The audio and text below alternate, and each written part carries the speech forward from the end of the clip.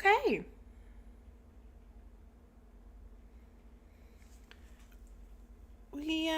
We return.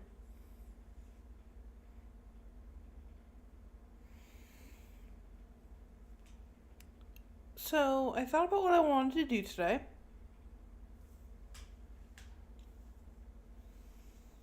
And I decided that I would mess around with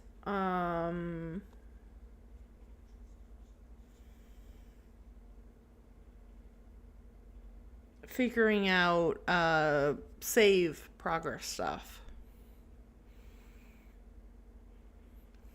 Because I've never actually done that in this engine before.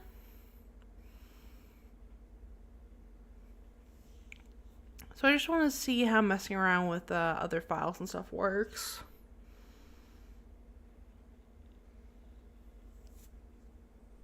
I mean, it won't be too complicated, so I doubt this is going to take up the entire stream. But yeah, I'm going to mess around with that, and then afterwards, I had something else planned. And then I'm going to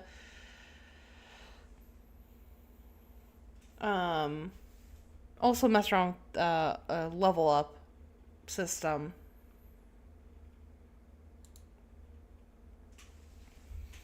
Since the two of them are going to need to be done kind of concurrently.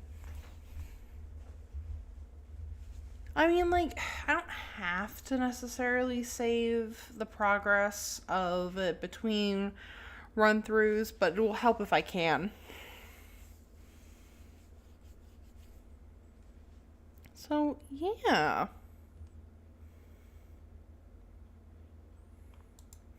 Let's go ahead and switch over. And GameMaker isn't open. Or it's not actually... Huh.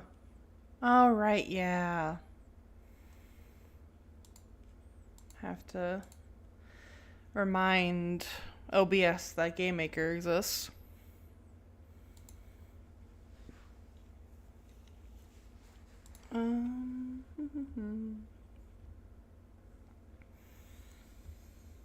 So, since we are going to need some actual data to save, real quick, where is... I think it's the checker. Have that code written? Yeah, this is where I'm going to put the logic for the end of battle.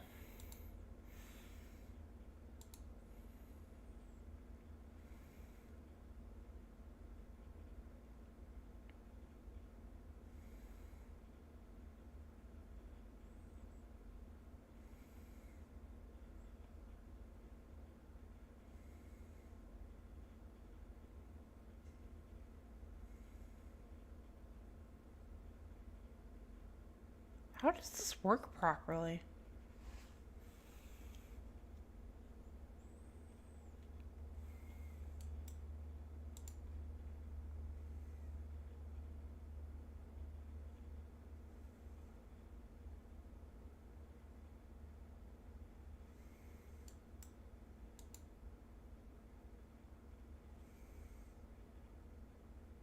Oh, okay, yeah, that's how it works properly. Never mind, sorry.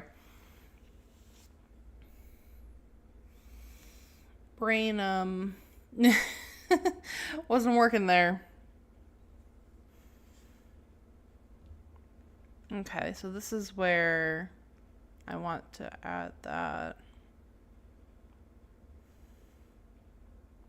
So I suppose we should probably make a level up script. Just like an XP script.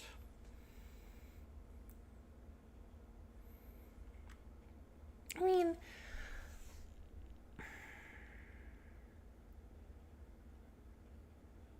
yeah, because it'll probably be a calculation to see how much XP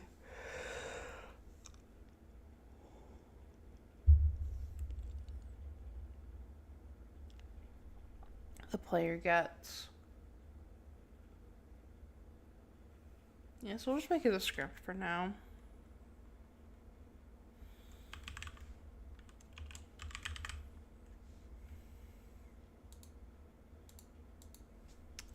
We're just gonna have it so it adds 10 EXP. How do I want to handle EXP? Probably just have it be a,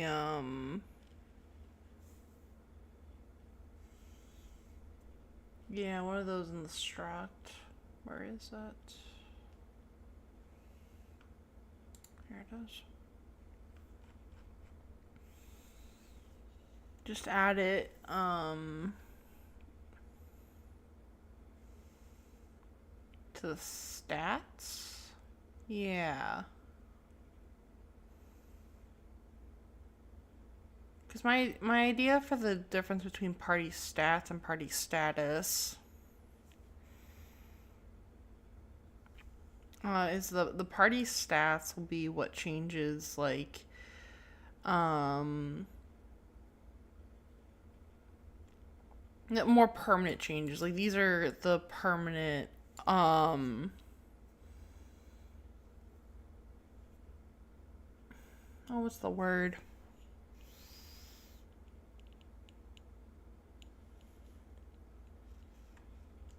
Stats, I guess. Yeah, these are the permanent stats.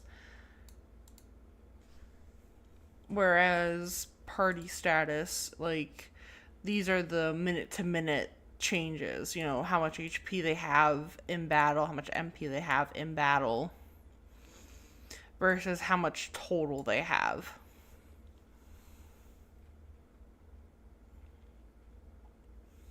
So I guess the EXP would be something that would be a,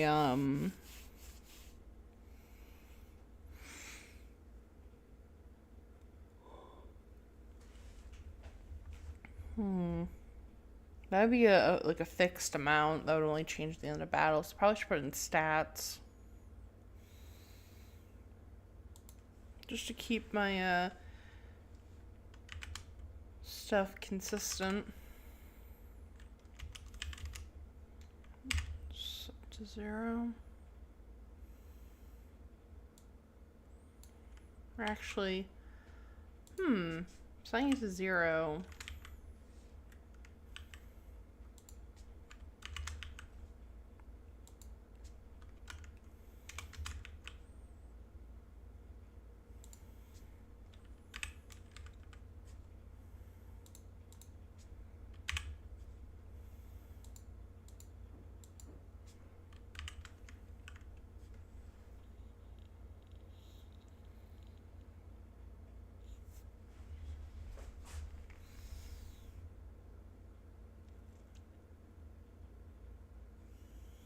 Because right now, I'm thinking about it.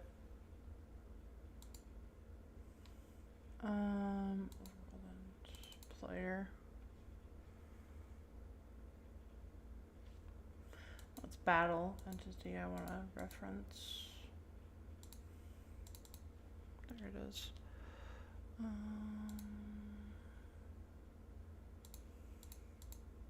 Get out of the damage calc. Get out of that. Get out of that. Get out of that. Close out of some of these just because it's become a bit cluttered.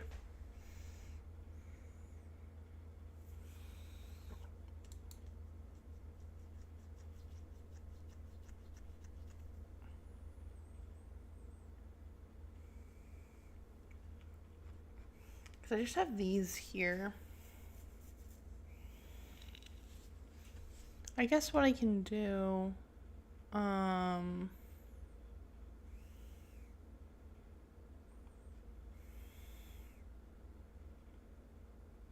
because I'll have to remove this and change it for, when I have the save file set up. And have it so these get read from the save file. Instead of being read from the player thing. The player object. Because it's fine if I keep the monsters reading from that. Because the monster stats and stuff, like when it base stats won't change, but the party will. So I'll need to have this. I'll read information from the save file. But for now, we'll just set it up this way.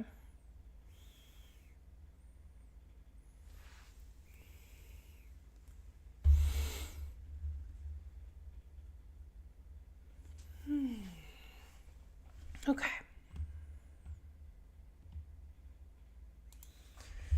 So EXP gain.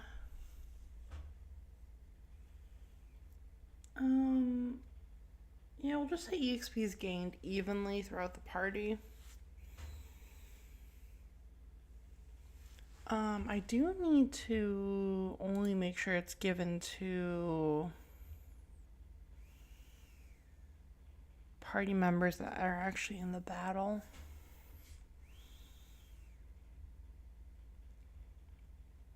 I guess we can use this exist flag for that.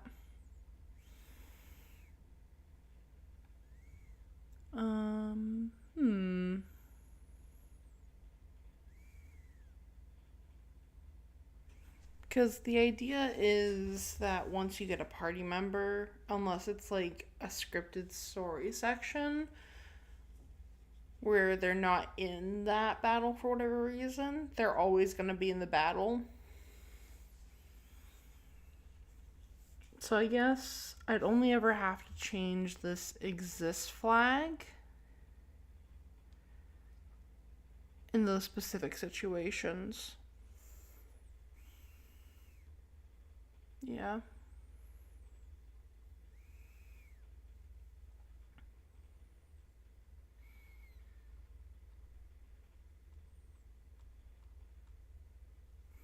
So, again, something.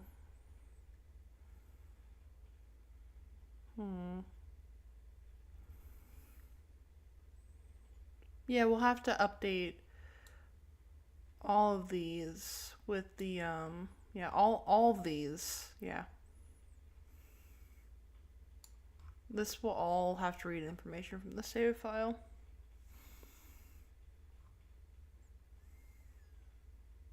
Have I explained? Sorry, I keep bouncing all around the place, but that's just how my brain works. So this is how I'm tracking the moves for the characters. And the way it works is I have, and again, I'm not going to say this is the best way to do this, but this is the way I found to do it. Because I love my Erase Structs. They're very convenient. Basically, this is the master list of every move available.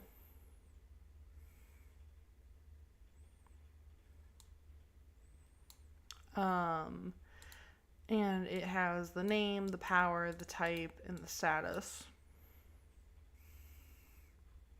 And if you want to reference a move, all you need to do is have its number. And then you can just simply put that in to get the item in the array.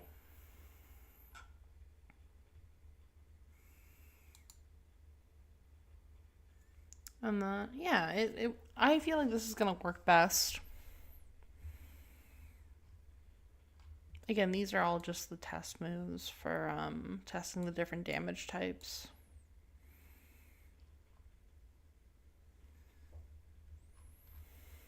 So, an actual list with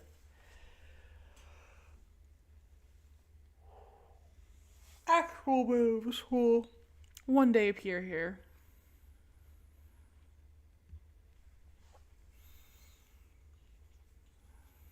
Yeah, I like using the numbers because it's a lot better than having to type out the actual names and having to worry about misspelling something.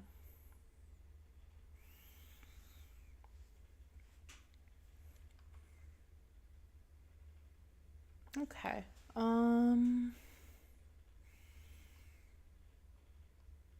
Right, XP.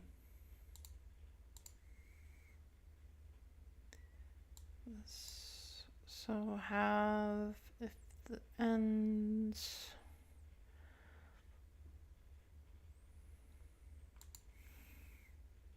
like this, then have it called the exp function.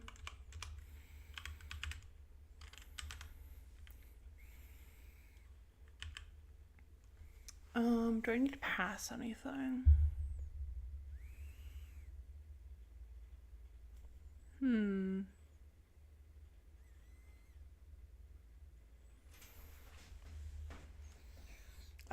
I don't think I'll need to pass anything from here. Okay, so that should be all for that.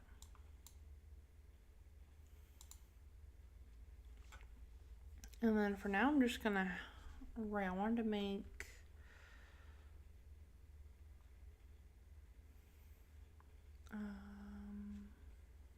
this needs to update. So it needs to check, loop through the array of the party.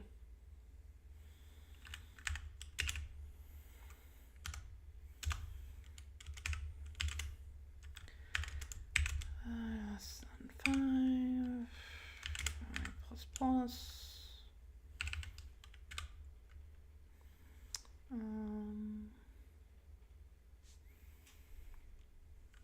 Because we'll do some math later, but for now I just want to get the basic framework down. So it's global dot party status. Is it status or stats? Stats. Stats i.exp plus equal 10. And we want to check for the if exists global dot party. That one's status. I know that one's status. I dot exist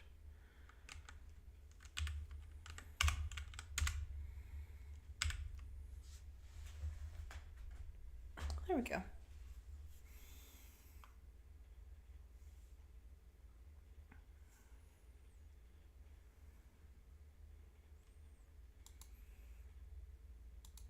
And then just leave myself a note.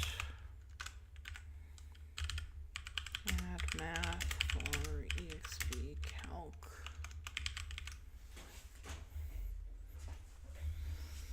Okay, so we can leave that alone for now.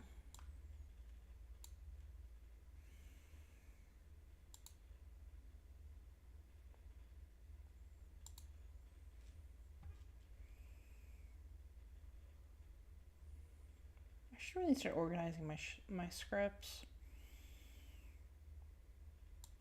We can put that in there. And then probably want a script for handling level ups.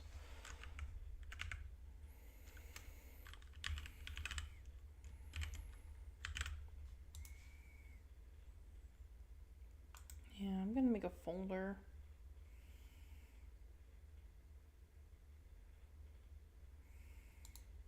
I thought you could just click. Oh, you gotta create group, right? I'm just gonna call it battle util. So we can put, the damage calc, enemy attack, EXP gain, party attack, and level up in there. There we go. And then what level up's going to do? How is level up gonna work? Because I haven't decided Hmm.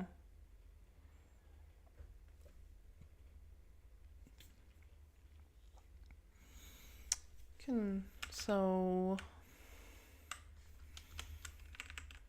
you know, break down my notes as I'm talking this out. All party members level up at the same intervals.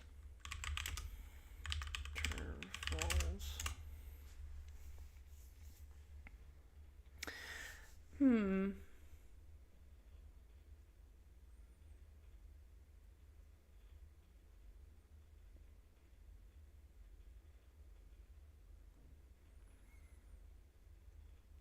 I'm just thinking if I'm doing that, they're all probably going to level up at basically the same times then.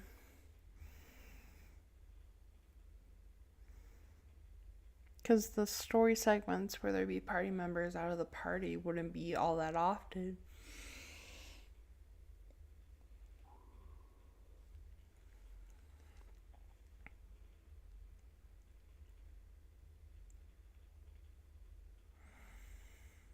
Hmm.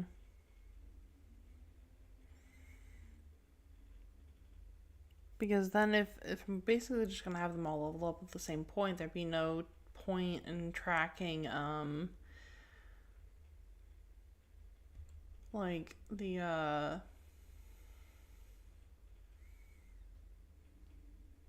individual XPs. Unless I wanted to make it like, the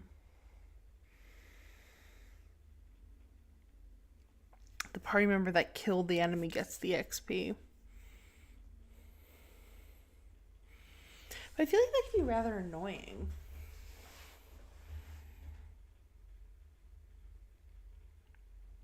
You know, if you're trying to level up one of the party members, then you would basically just spend passing on the turns with everyone else. Although, on the other hand, it does incentivize you to actually use everyone in a fight and not just um, the one party member that you're using, because then everyone won't get XP. Maybe I could do it so it's like reduced EXP to the party members who don't hurt that enemy.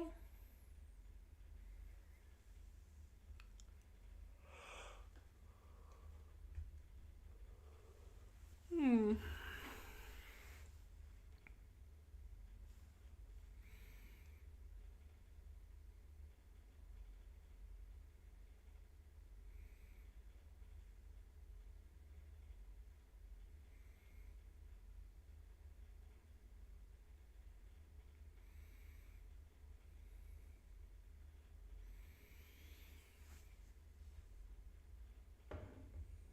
Hmm.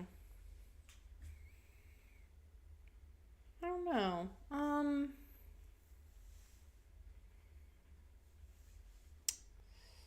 Let's see. How about for now?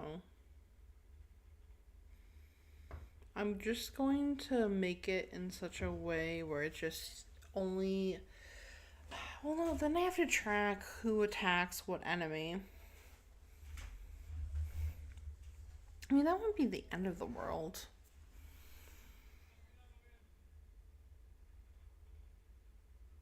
Oh, you can hear the people yelling outside. My windows are really entirely too drafty.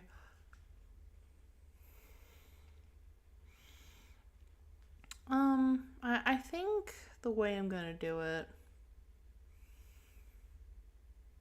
is, I see. I'm stuck between the two options because like I feel like they both have value. You know, like because like if you have to attack the enemy to get the XP, then it really does encourage you to use every party member.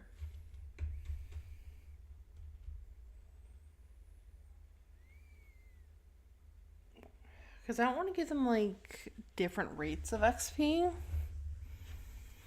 Like, I know I'm not going to do that for sure.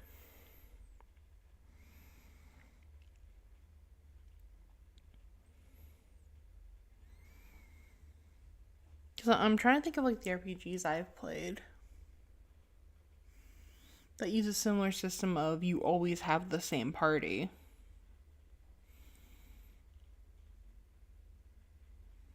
And how they handle XP.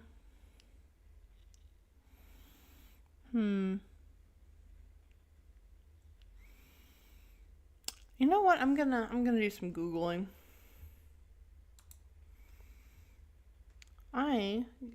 Short little intermission of staring at a blank screen.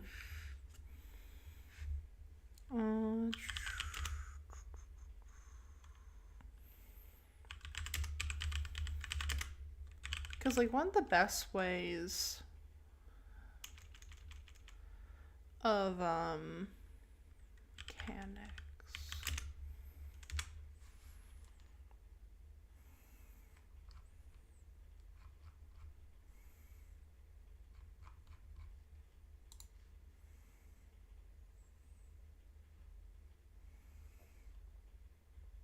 Oh, wow. That would be why it's giving me weird results. Fantasy.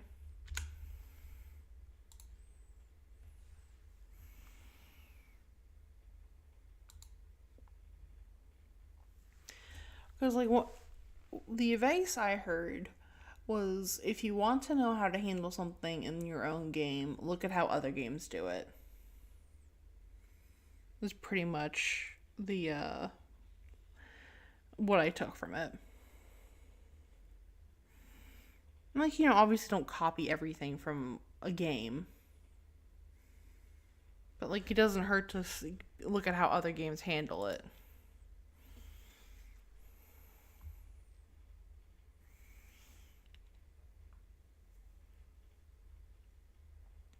Okay.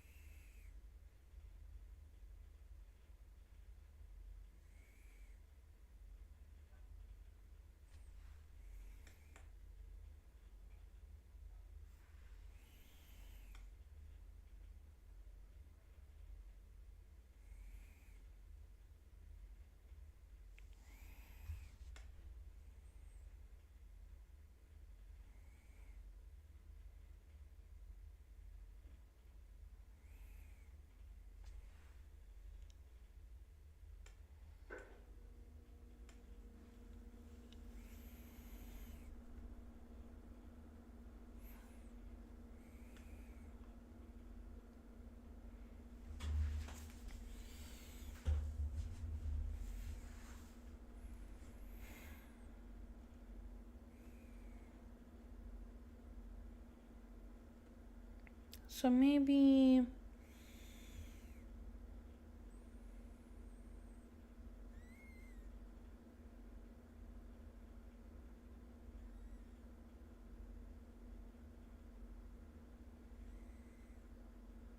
Okay, interesting.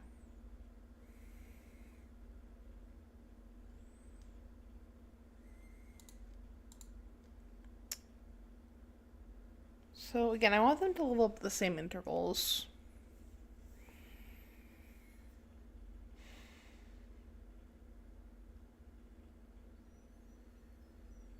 So maybe have it. I know, knocked out party members. Knocked out party members and party members not in party will not gain XP.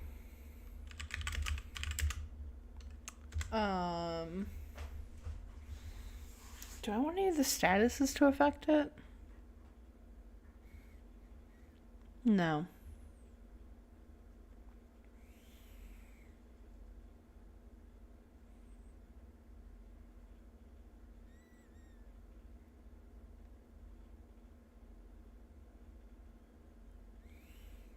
I mean, I can always change it later if I don't like it.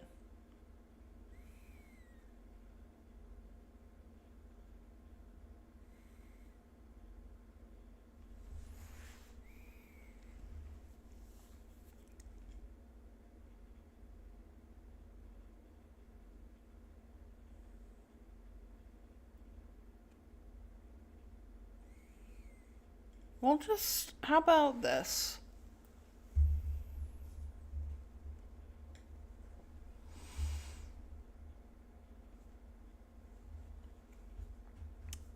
I'm gonna say that as long as a party member does something in a fight, like makes an attack, all part. Well, no, because that can cause problems. Although,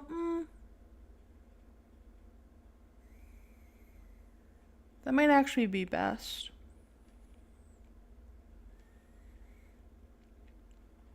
Because that would stop you from just going to a lower level area using like an all hit spell to kill all of them with one character. Because then only that character would level up. Yeah, so party member has to make an attack. Member has to use an attack to gain EXP. Doesn't matter if the attack hits or if it's effective or whatever, it just has to make an attack. Yeah. So it basically has to be active in the battle, is the idea.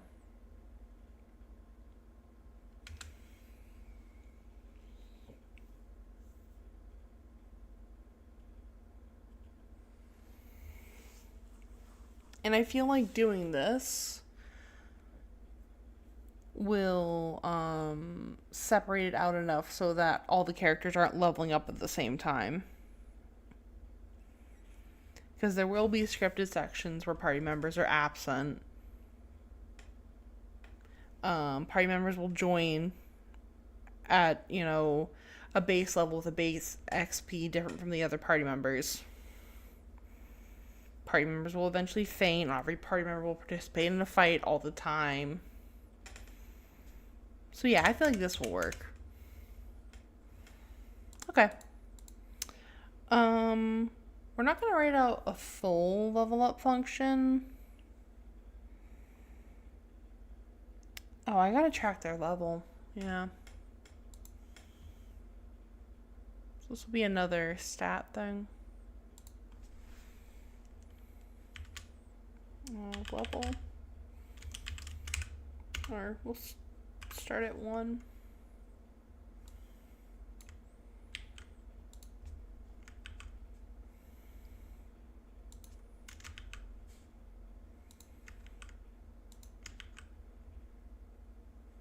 Okay.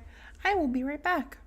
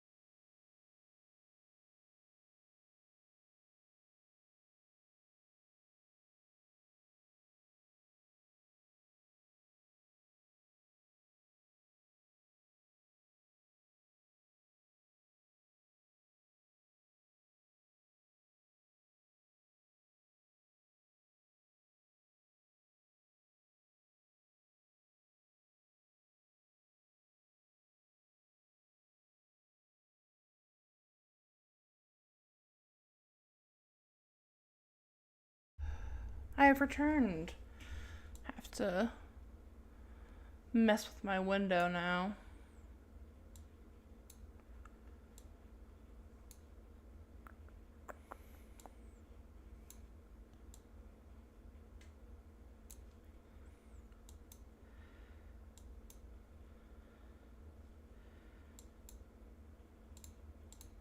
There we go. Right. So we can mess with the levels once. Because I have an idea for how I want this all structured, like, progression-wise. I don't have the fine details broken out, but I have a basic idea of how the story will play out. Of, like, you know, the bare bones, like, oh, you'll do X, you'll meet X character, blah, blah, blah, continue. It's just figuring out, like, what will be good levels and all that will require a lot of testing, so.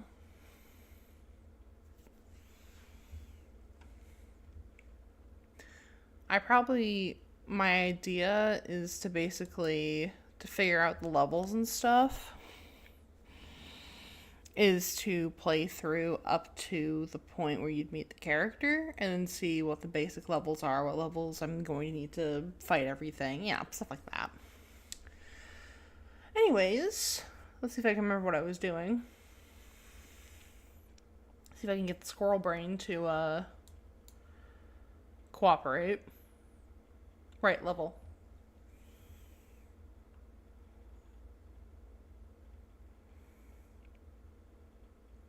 I mean, if I'm tracking the XP, do I need to track the level?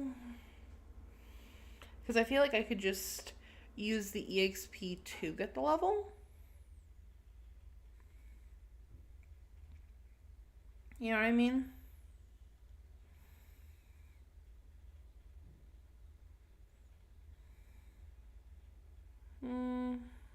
It'd probably just be easier to track the level, honestly.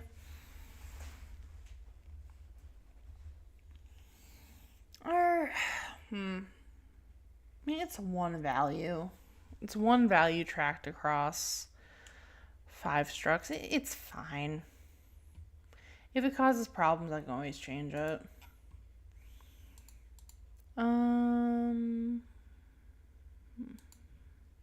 Level up. Here it is.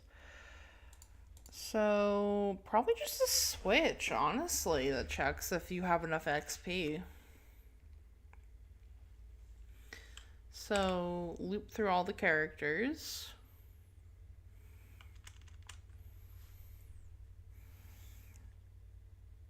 Ooh, we can just get the...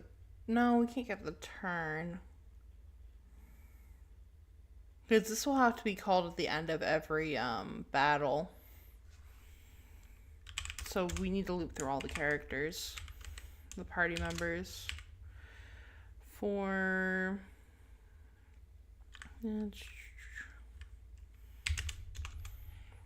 know, I was messing around in Visual Studio the other day with some Python scripts.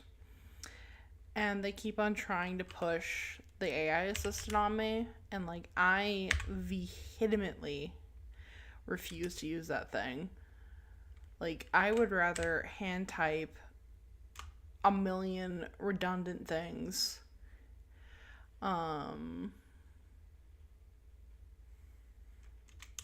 than ever use an AI. Because, my God, I refuse to use it out of principle.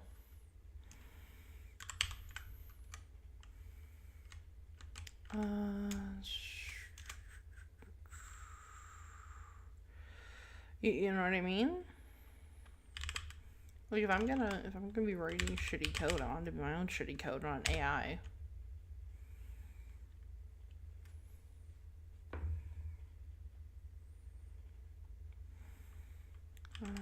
Party status.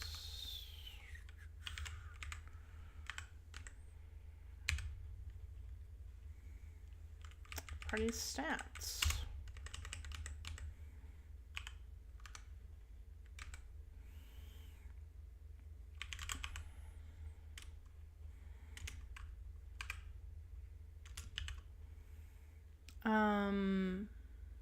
you read out a Switch, right? It's actually been a little bit since I've written out a Switch.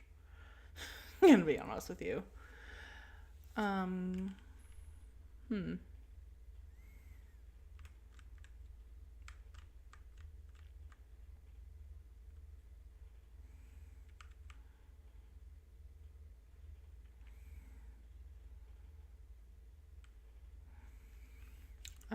So case 10.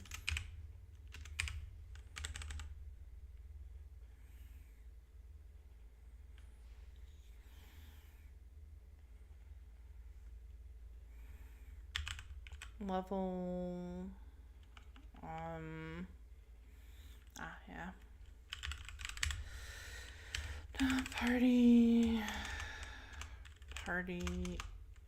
Party status.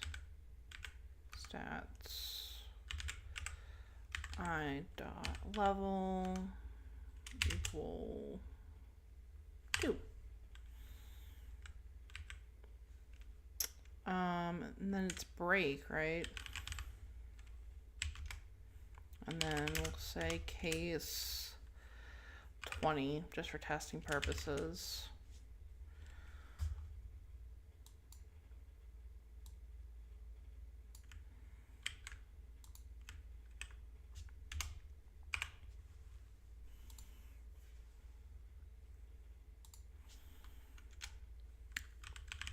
I should do this the other way.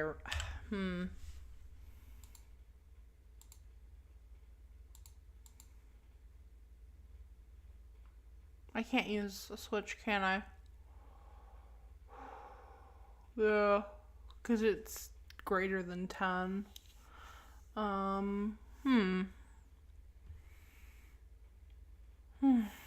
Never mind. Never mind. If statements it is, because it's not going to be exactly 10 or exactly 20. It's going to be,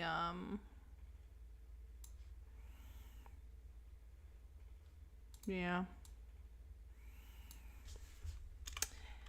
If statements it is.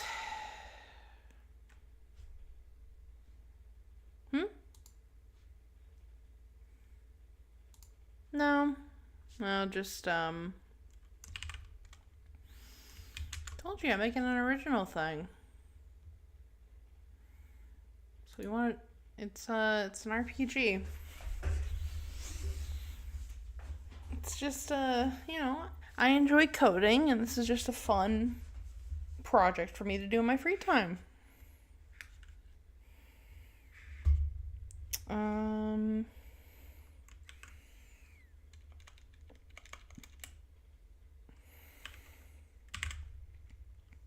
Also helps me keep my coding skills up to snuff.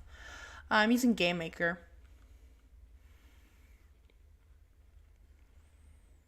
Godot, yeah. I checked Godot, but I like GameMaker better.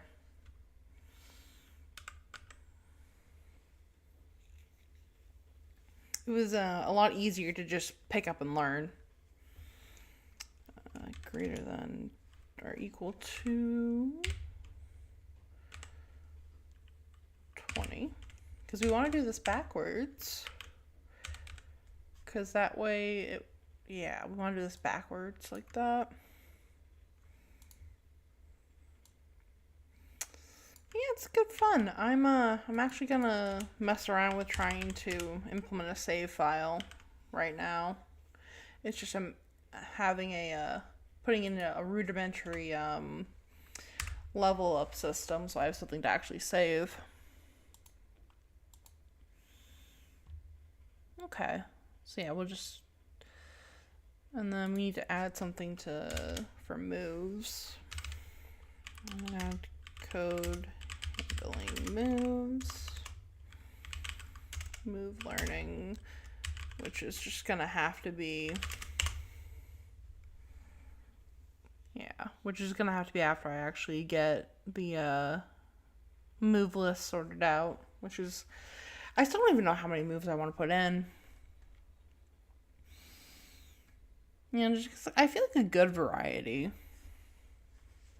considering there's going to be 4 characters, and then the enemies are going to use the same move list.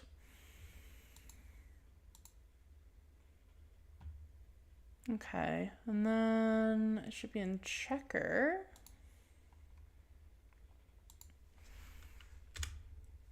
EXP gain, or probably should call level up in EXP gain. That would make sense.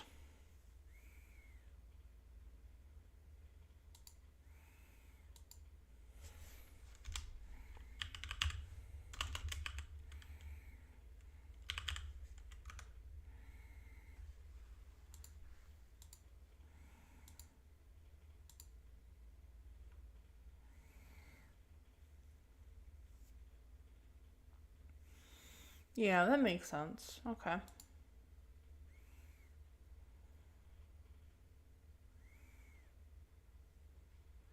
Honestly, if I make a game, I'm going to tell the character to cell shaded game like PS2 game, and it will be about to play the band City. I swear I have more planned. Ah. Well, I mean, hey, it's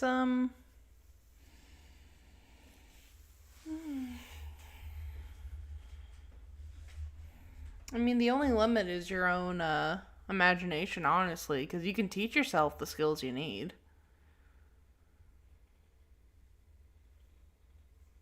When it comes to game creation, there's plenty of people who make games, and they're all self-taught. I mean, I'm not necessarily entirely self-taught, considering I went to school for this nonsense. But I taught myself how to use GameMaker, so. And my beautiful, beautiful pixel art.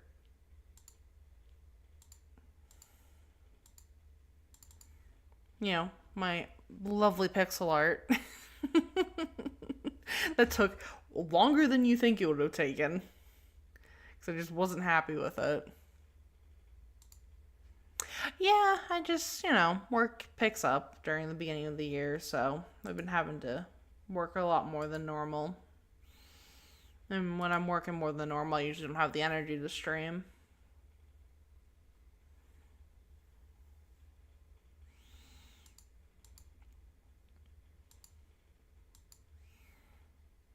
Because right now I'm trying to. Yeah, I know. It's beautiful. Yeah, right now I'm trying to save up money because I'm looking to, well, depending on how things go, hoping to be looking for a house next year. So I'm trying to save up money for that. So I've been working a lot.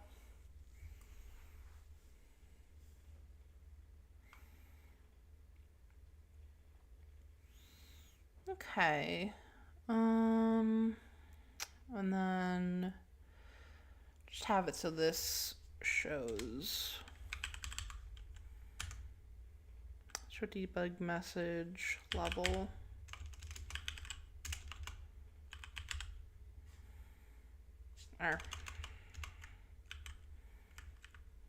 Yeah, there we go. Yeah, but I've been trying to be more regular with my streaming, especially since working on this or something. It's a good excuse to actually work on this and not just sit on my phone reading nonsense all day. Okay, actually no, what I'm gonna do is go to battle test, and I'm gonna delete these guys. I'm gonna get rid of these guys real quick, and just so I can test this a little easier.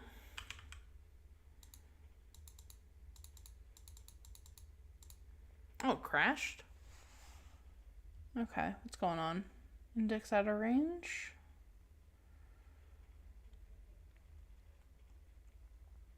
Mine's 17. Okay.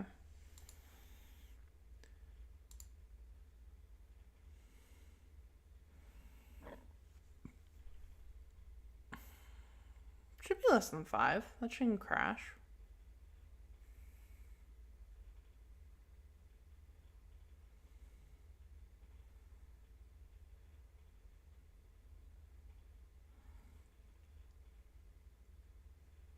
That shouldn't crash. Because I have 4. Yeah, it should stop at 4. Why is it crashing?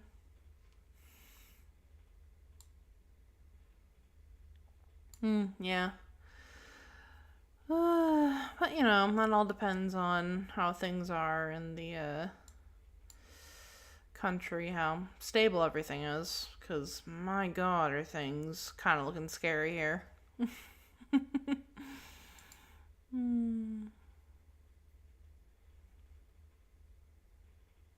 Oh, this shouldn't be I, this should be 0. Line 7. Oh, that's what was crashing. That's why it's crashing. So, you know, as long as everything doesn't go completely to shit.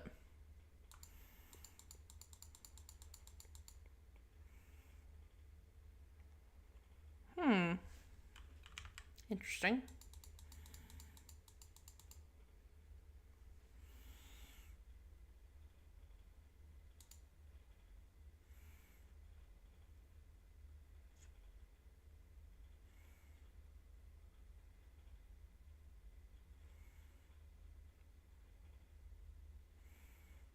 God damn it, the turns aren't working. Damn it. Thought I fixed that. Huh. Oh, that's why that's not working. Because I put the wrong number in. Okay, so... Well, this is working. That's all that matters. What I need to figure out is why the hell the turns aren't working. Because I thought I got that working properly. Boy. You hammer one thing down, a million other things pop back up. So where the hell was I even handling that? I think that was in the enemy attack script and shit. Yeah.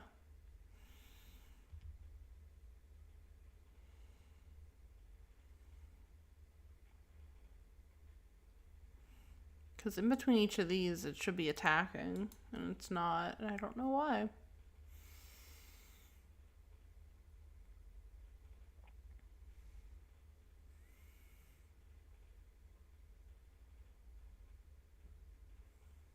Oh no, I know why it's doing that. I know exactly why it's doing that. It's working as intended. Never mind. I just haven't implemented it correctly. So I need to reset the, just realized I need to reset the, turn counter when I leave the battle. The checker.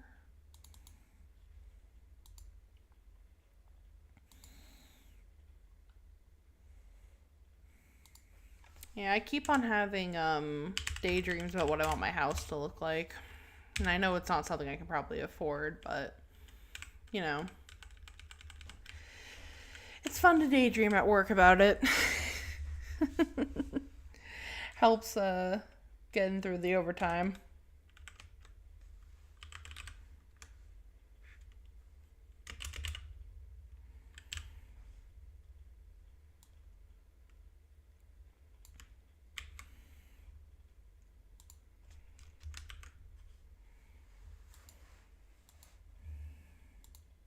Actually, this could run into problems if the battle ever ends.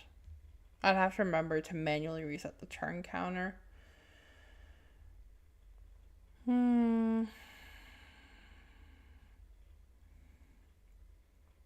Is there? No, there isn't. Okay, well, I'll just remember to manually set that. I mean, I won't remember to manually set it, and then it'll break later, and then I'll be wondering, oh, why the hell isn't this working? Until I look back and realize, oh, yeah, I have to manually set this. I should probably write myself a note.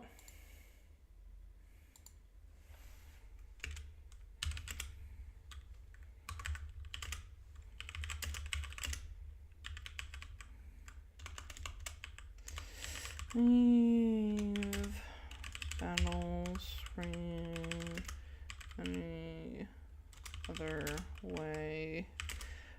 manually set turn counter. Okay, well, hopefully I remember.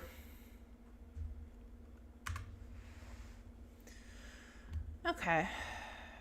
Well, we fix that.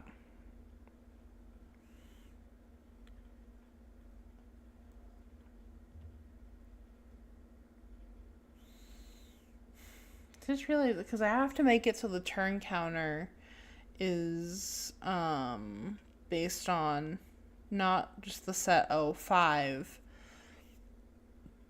but how many party members are actually active.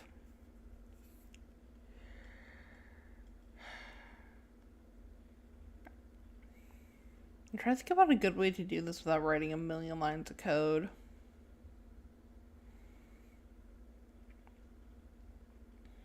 Because my initial thought is just like put it in a case for like, case 1, 2, 3, 4, 5.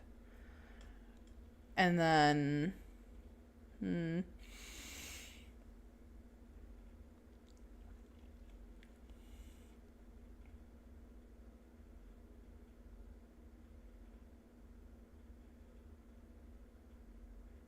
okay, I know what I'll do.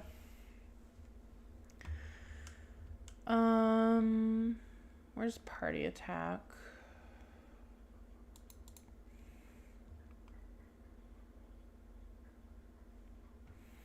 Yeah.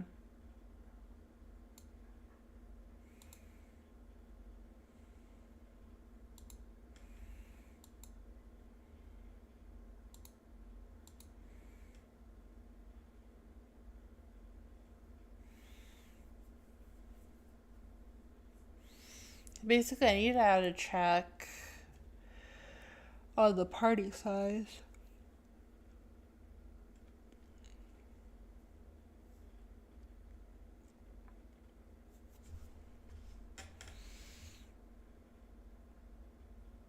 Same thing with the enemy team. I need to get a check of how many enemies there are.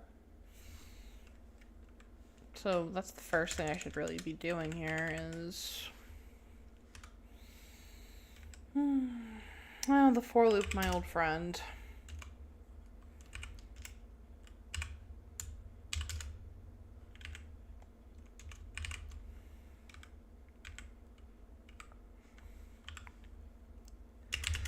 J equals 0.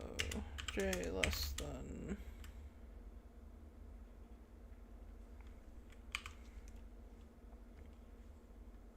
5. J plus plus.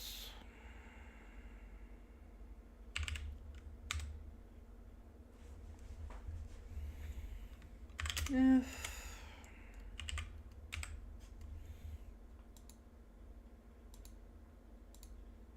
I need to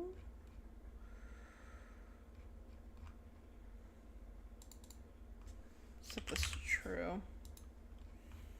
Set both of these to true. So I don't run into problems later.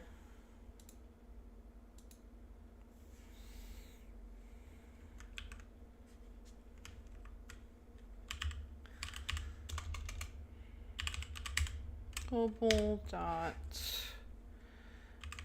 party status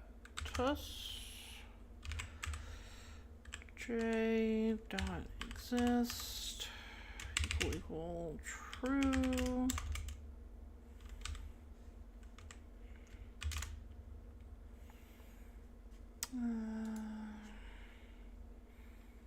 P count equals 0.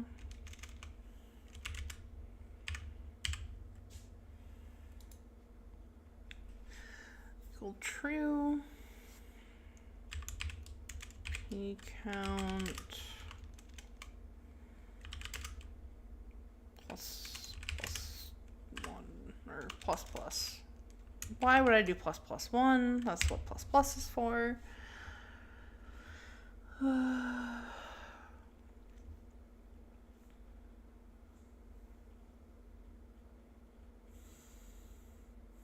mean, I could just make this a No. No, it's because this. Unless I do this in the. Nah, shit. Because I need to. Hmm.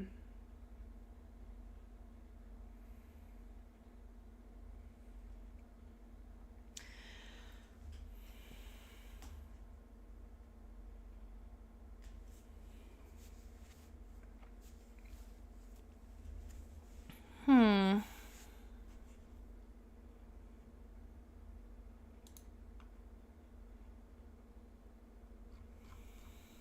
Yeah.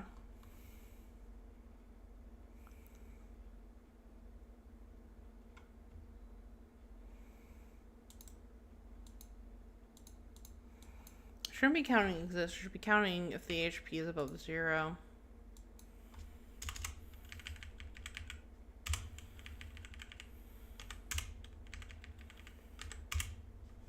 Yeah. Because I want this to run.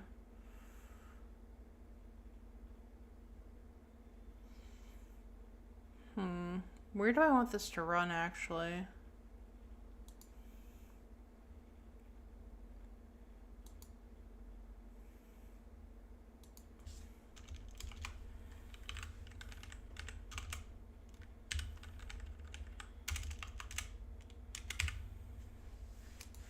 Because this gets the count of the party, and all party members take their turns sequentially.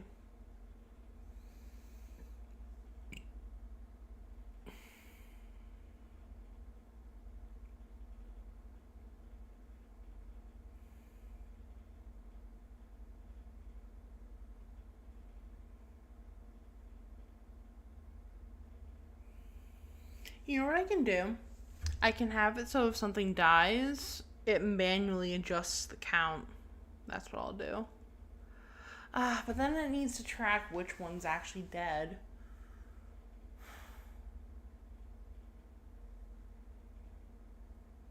No, it doesn't.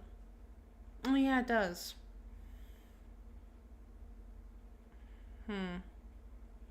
Oh. Okay, how am I gonna do this?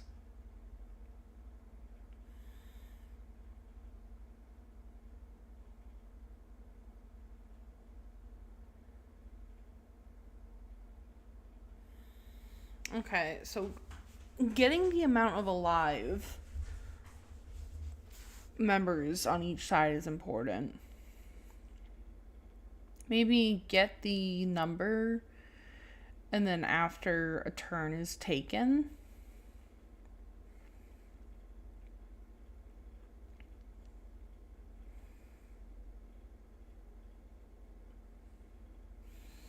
and then when a turn is taken, subtract 1 from that number, and then have it so it ends after the number is 0.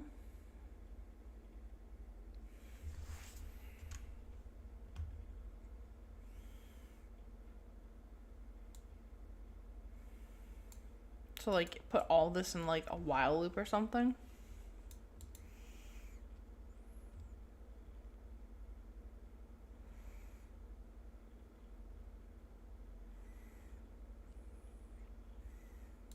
Yeah, I'm gonna... Okay. So we're gonna copy this, and we're going to paste it out in the void and comment it out, just in case I fuck something up. So here's my idea. Basically, I don't care what the global turn counter is.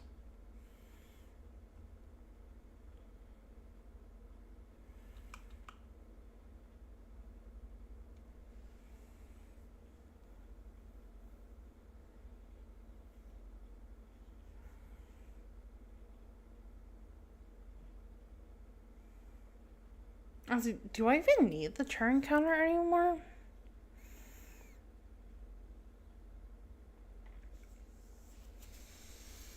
I'm thinking about it. And really, if it's only just a binary, it's either the enemy's turn or the player's turn, and they all take their moves in the same order, then it doesn't really matter the individual, like, members.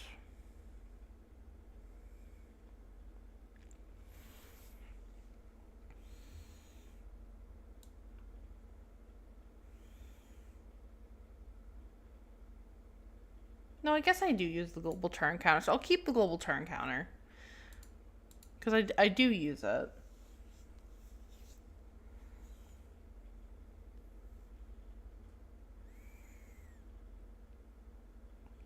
So put this in a while loop. While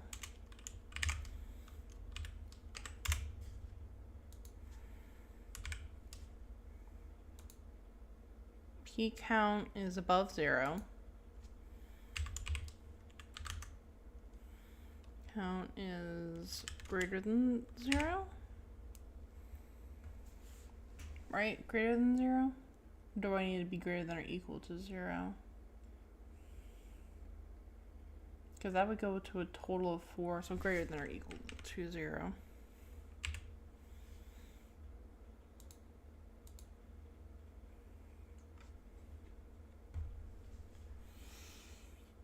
And then have it once it runs through one instance of this.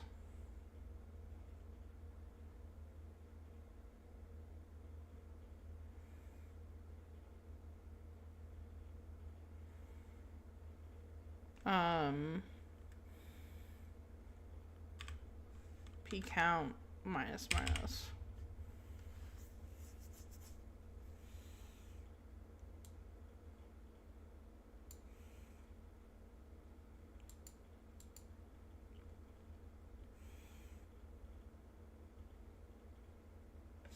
And then at the end of this, call enemy attack. Okay, what does this do? Oh boy, okay. Execution error. Variable index -3 out of range 5.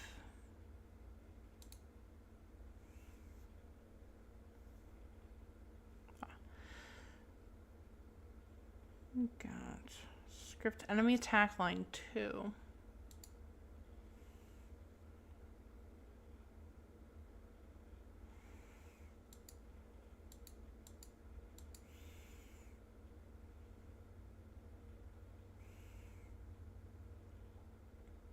Right, so it's looping through, it's not waiting for a move to be made.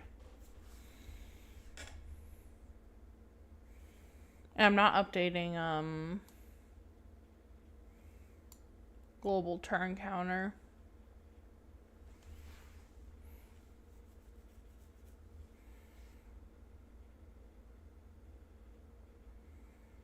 And the global turn counter is getting updated.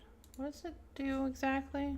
Because I get here, I click this, and then it does 1, 2, and it breaks.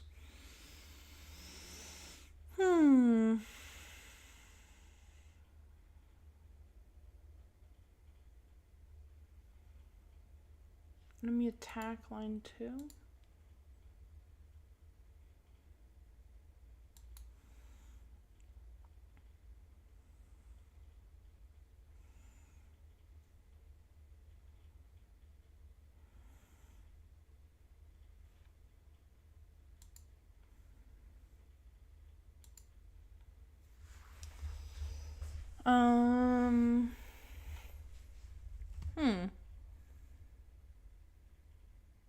Because there's no like wait option is the problem.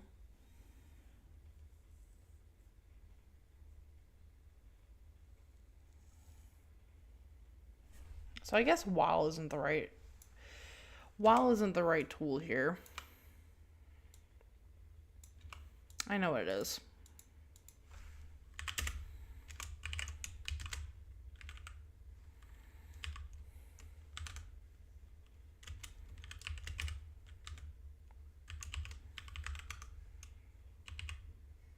There we go. Oh, no.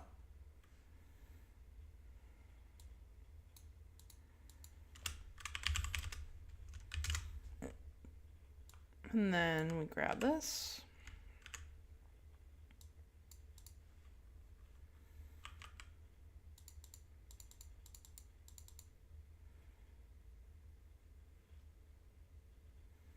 Now let's give our enemy a bit more health.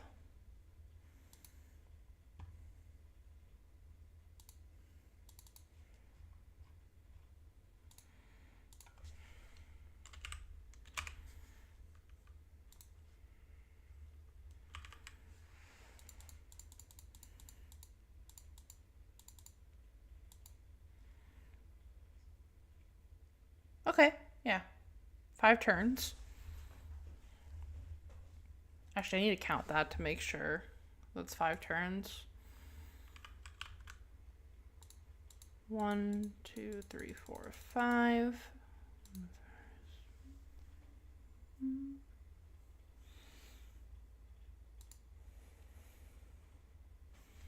Okay, that works as intended, which is good. And then enemy attack is broken now.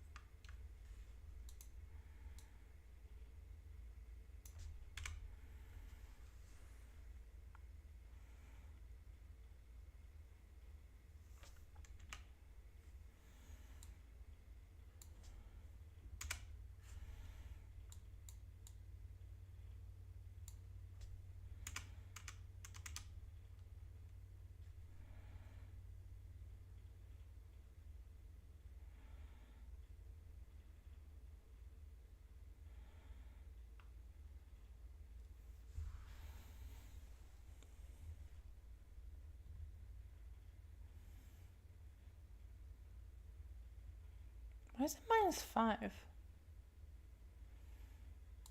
That may be why it's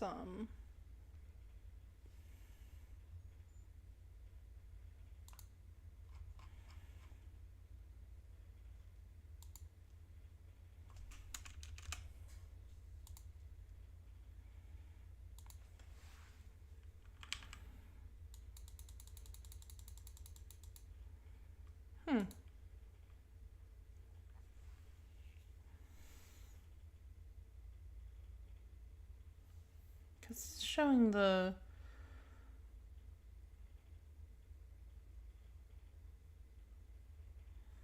this is showing the global turn counter.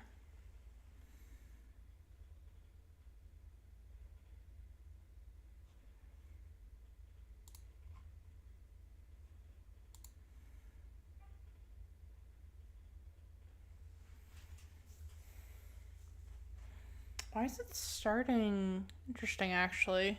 It should be at. It should be 0 to 4.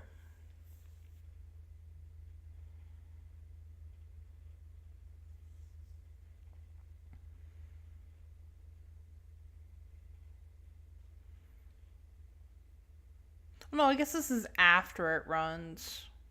So yeah, it should be 1 to 5. Never mind.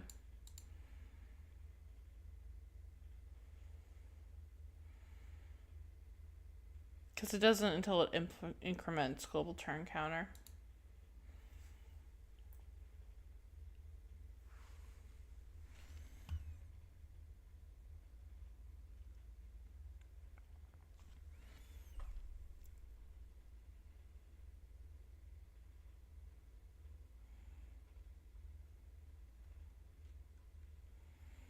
Oh yeah, it should be -5. Yeah, never mind.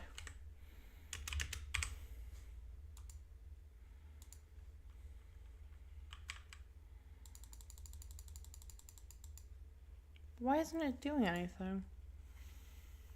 Because it should be showing the debug messages.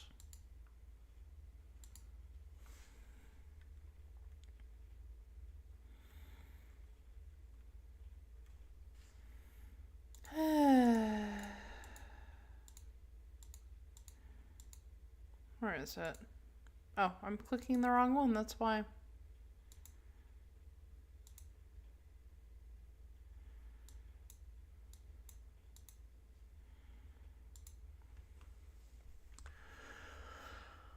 Hmm.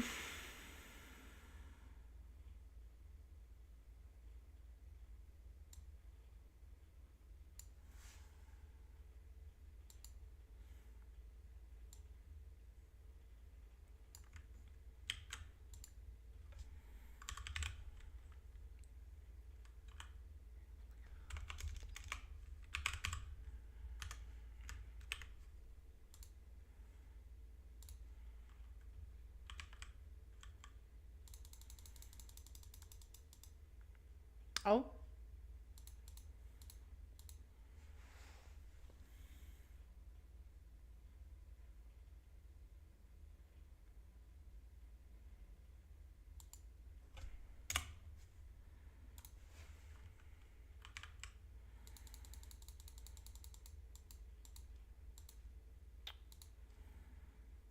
Hmm. Interesting.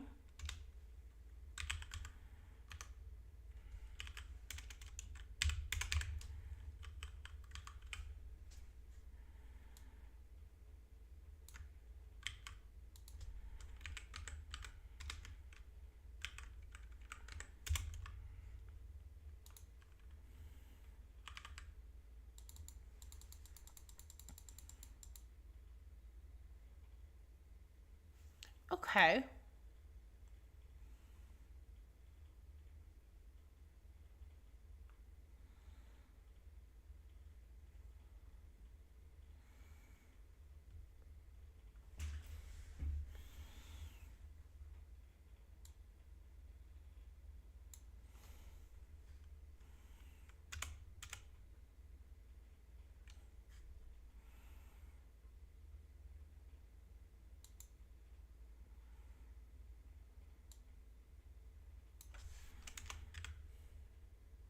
Oh, I'm an idiot. Oh, wow, I'm an idiot. Yeah, I'm an idiot. Um, this can't be set in here. Uh, hmm. Yeah, we just gotta make it global because we can't set it in here.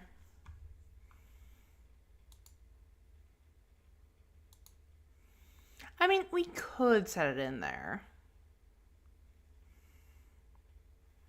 No, we can't. No, we can.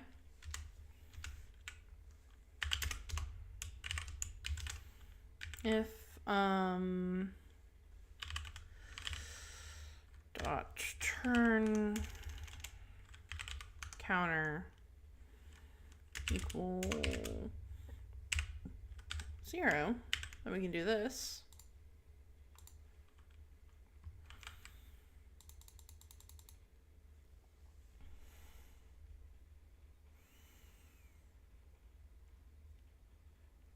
Line 8.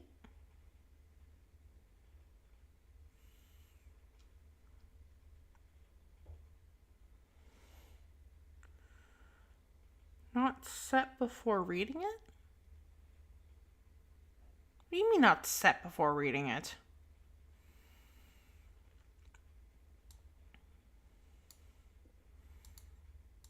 What's global turn counter?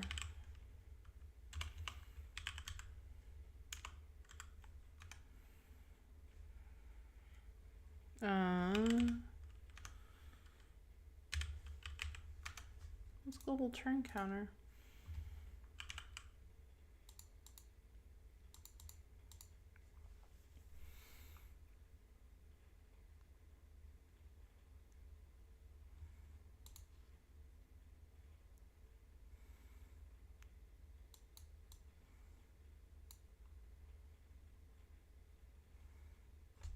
I suppose I only really need to do this the first time around.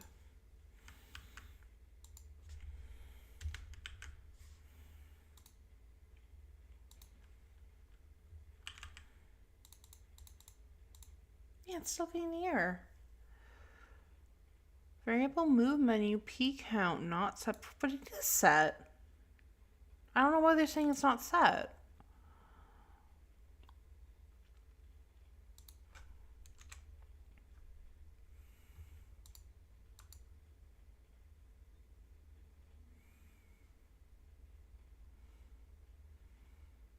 Not set before reading it. Line 28. It's spelled correctly. It's in the correct scope. Why is it saying it's not set? So weird. I should really save.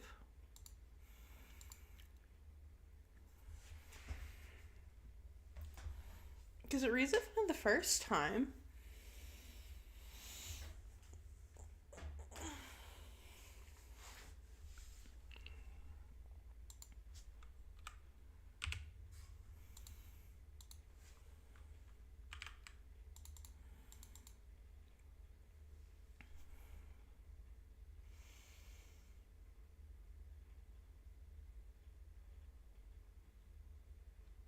Variable move menu dot p count.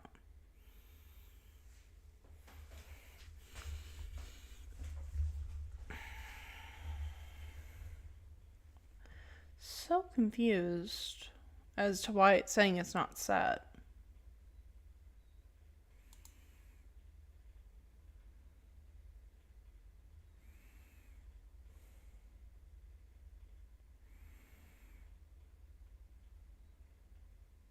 Right here.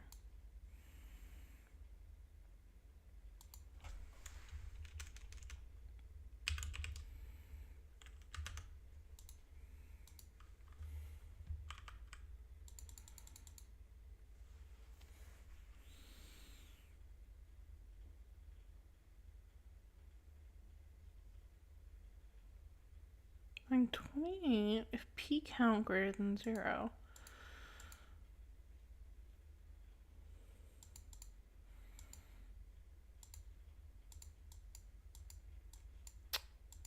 It's not letting me, there we go.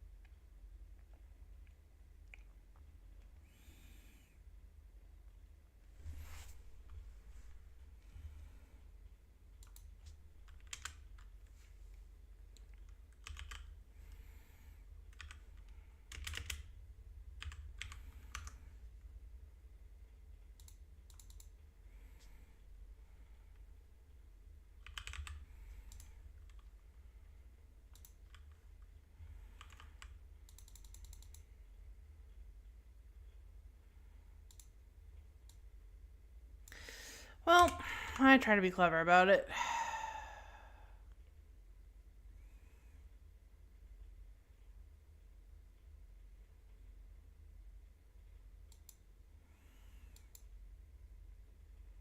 We're just gonna, I'm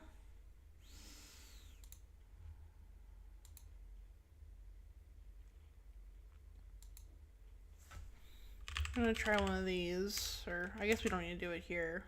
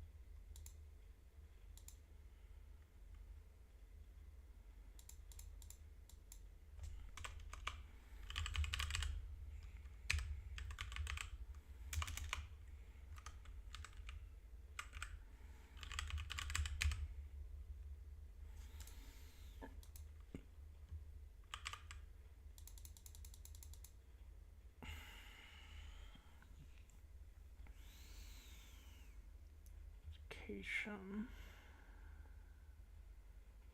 Line 33.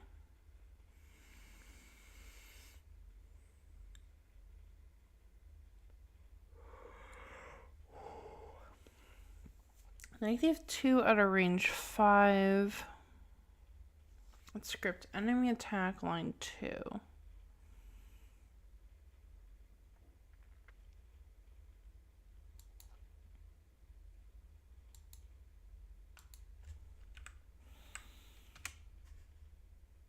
Curious.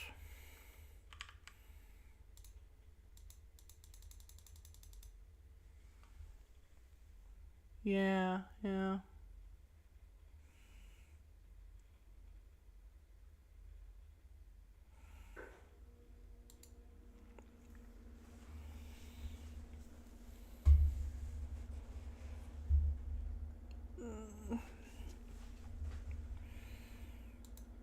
And then I gotta manually set turn count is probably what's going on.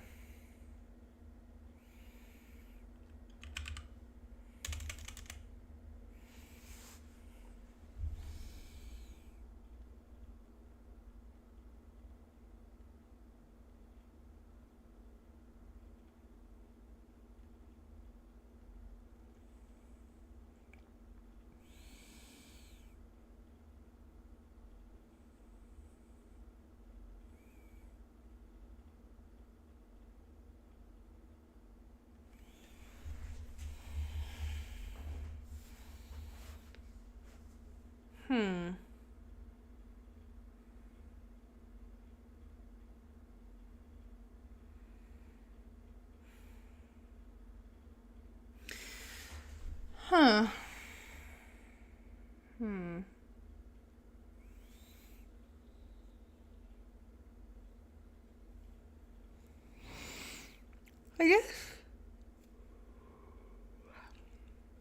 I guess just knowing how many are down doesn't help me, does it? Because I also need to know which ones are down.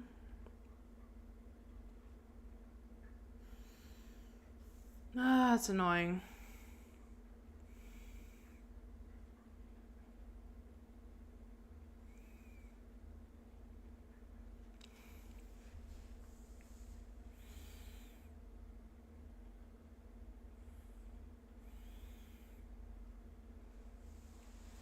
So what if I had it so it would check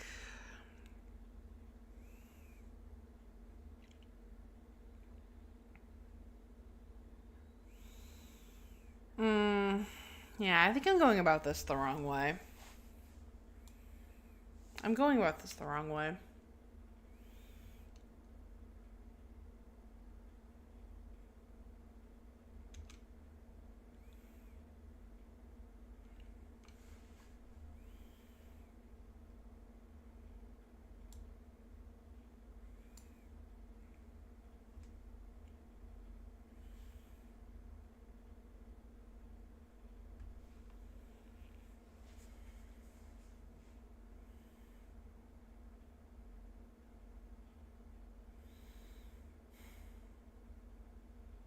So I get the move. Because this is for the attacking party. What this needs to do is it needs to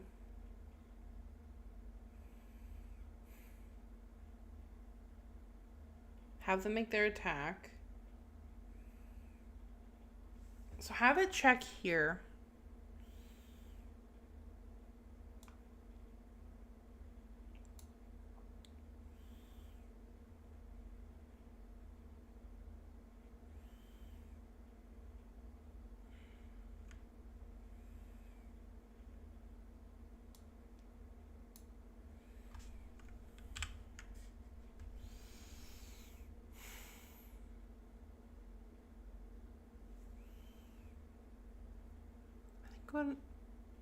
Okay, question. If I just do this, what does this do? Gets up to 5 stops. Okay, perfect. So I think I need to go to the actual battle menu. That's not the battle menu.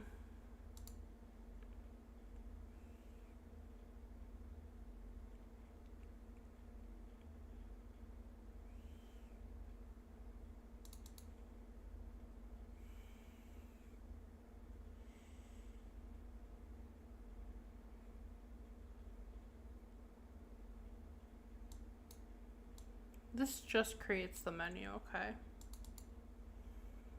This is what calls party attack.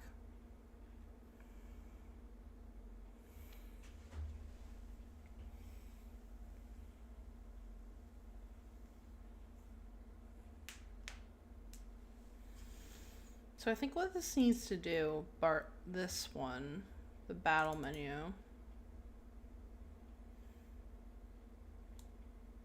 God, do I want to add another freaking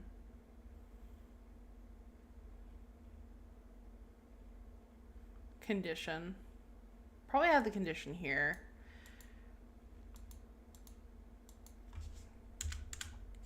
So I think what I need to do, because I had the right idea, I was just putting it in the wrong place. I think is what's happening. Close out of that. Where is? No. Close out this. Like, I know I said I was going to do the save function, but I got sidetracked, okay? Close out of this. Close out of this. Close out of this. Party attack. Here we go. So I think take this.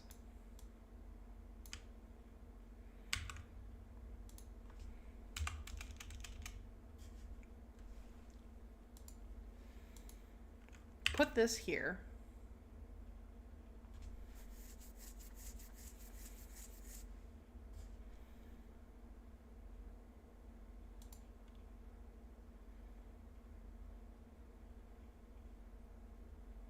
I don't even think I need this. I think I just need to check if it's less than 5.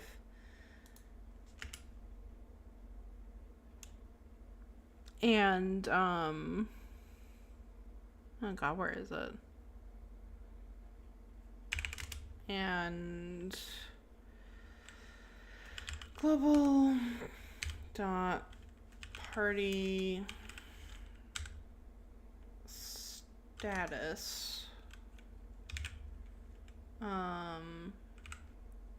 Global dot turn counter dot HP global dot turn counter dot HP.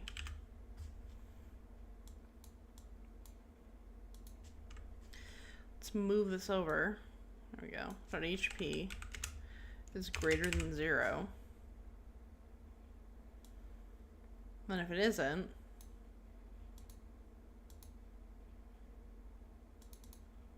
it's this one, right? Blue.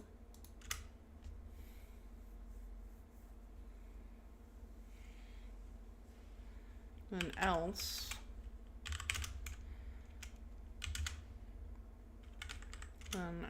if the turn counter is less than 5,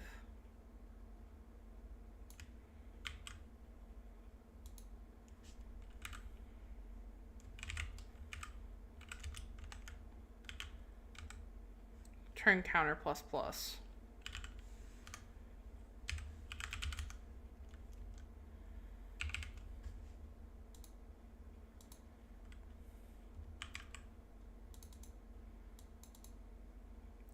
Perfect.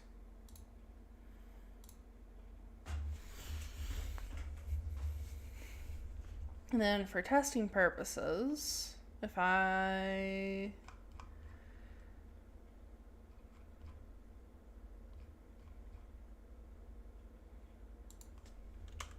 gave them an HP,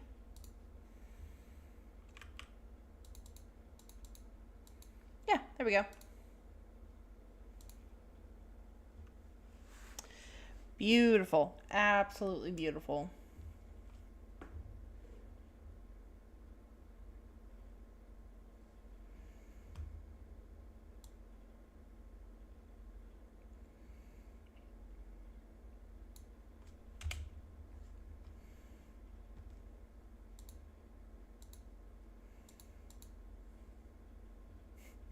Simple as that. Fucking simple as that.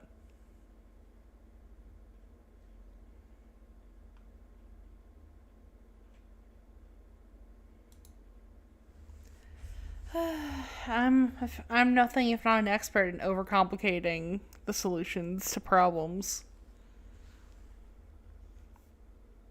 Okay.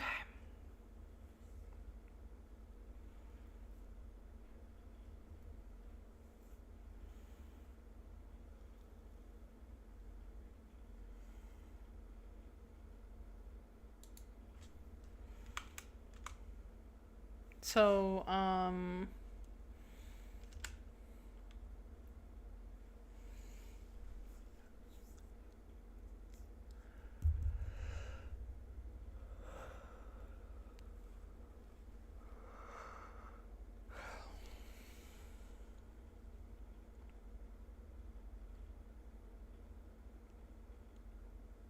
so I guess call enemy attack if,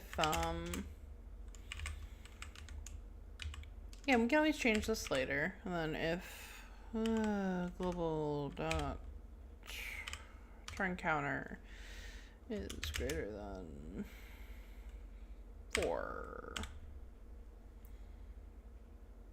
0, 1, 2, 3, 4, yeah. Greater than 4. Enemy attack.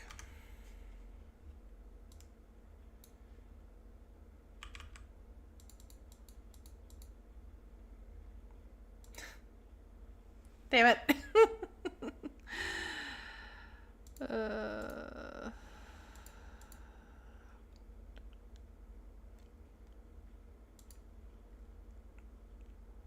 Where's the game start?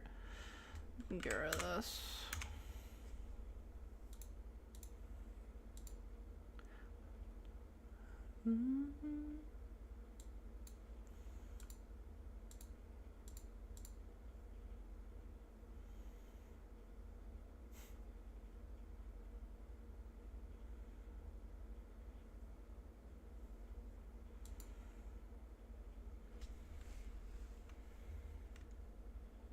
Oh, it's not getting called. Yeah, so I can't call it here.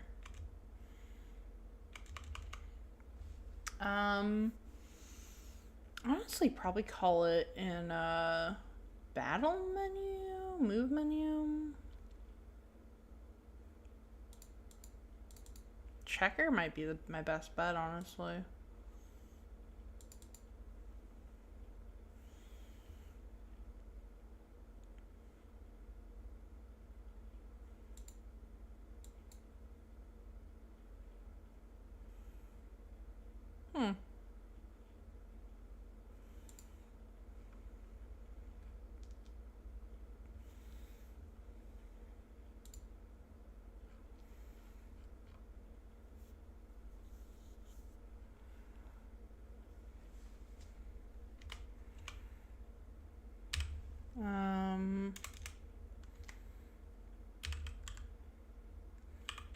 Switch to enemy turns.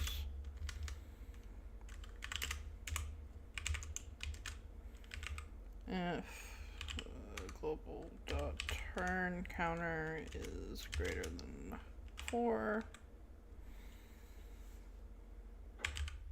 Enemy attack.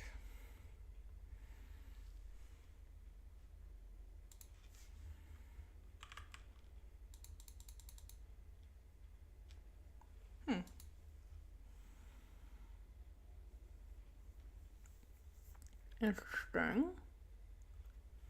So is it not getting updated properly? That's my question. So maybe it didn't work as well as I thought it did.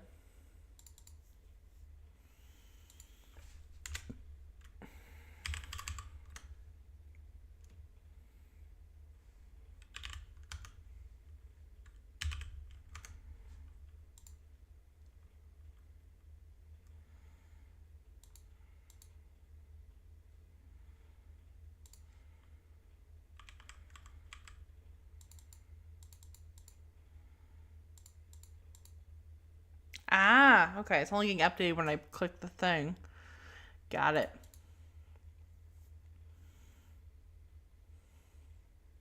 Ah, because it's on left release. That's why.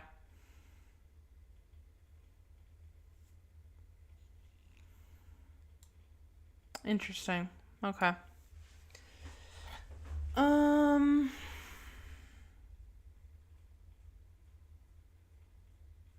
Hmm.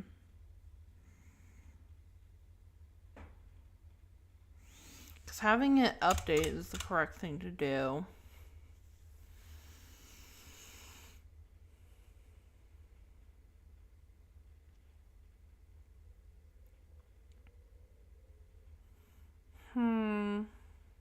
I guess I need to check if there's anyone else left who can go.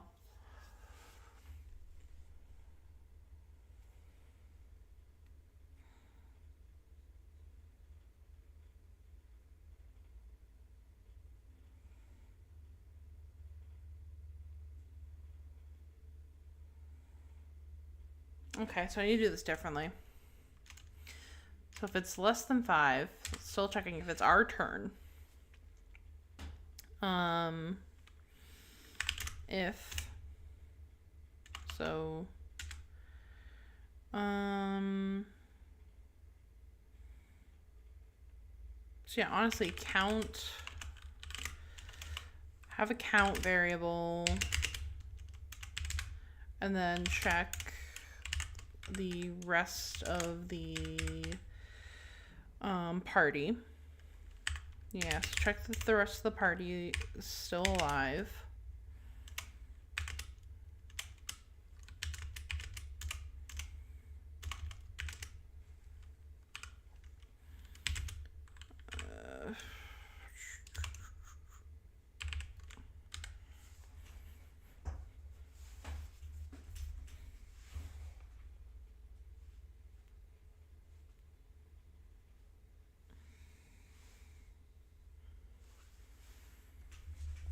Yeah, so check if the rest of the party is still alive.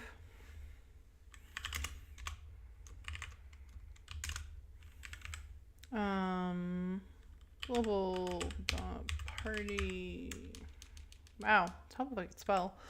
Global party status higher.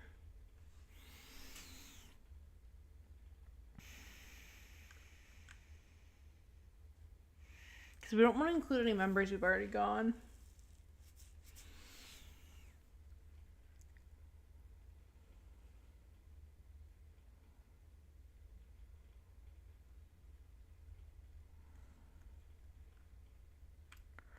Ooh.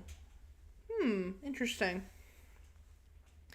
Because I want it to start, so it needs to start at turn count, honestly. So I needs to not equal 0, it needs to equal turn count.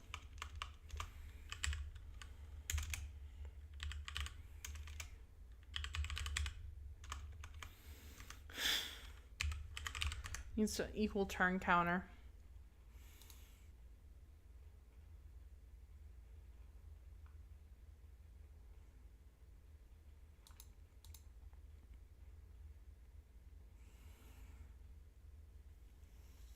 So do we increase turn counter?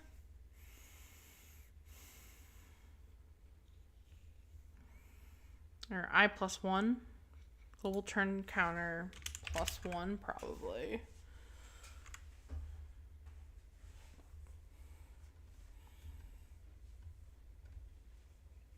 No, that would give us an index out of range.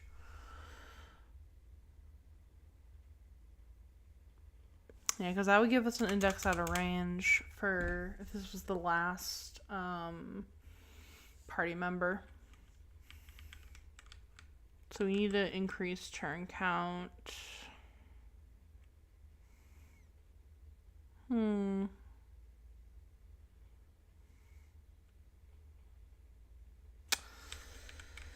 This is annoying.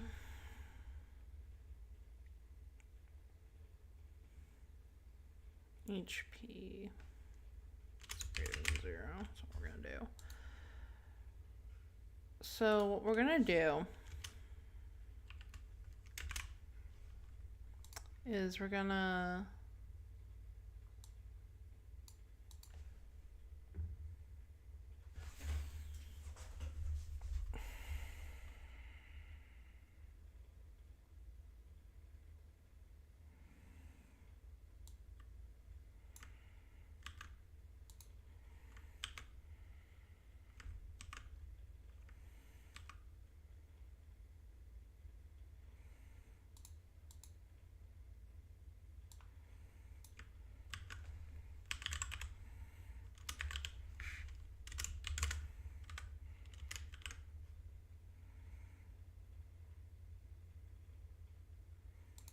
Else if...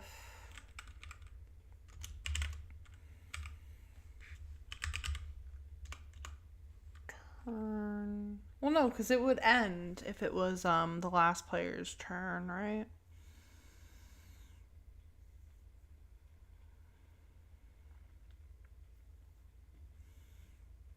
So that creates the move menu.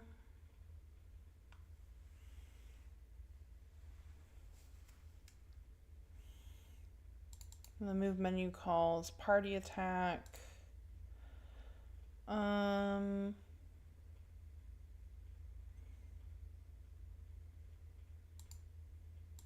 We can just handle it here. No. Oh, hello. Welcome. Sorry I didn't see you there. Yeah, just messing around in GameMaker.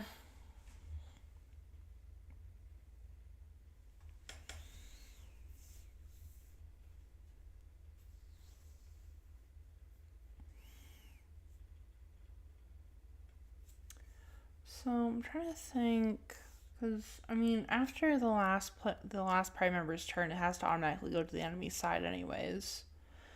So, I mean,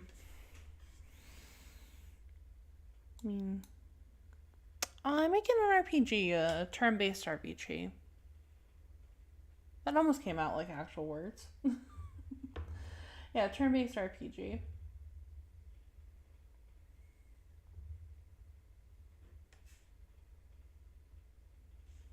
Something I've been working on and off here. Just whenever I get the mood strikes me.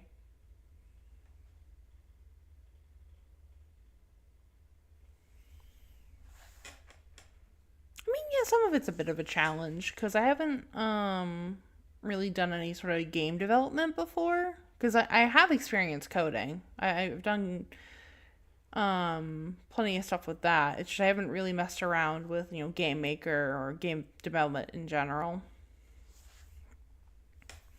Besides, like, what I do for class. So nothing too difficult. So yeah, I probably wouldn't check that here.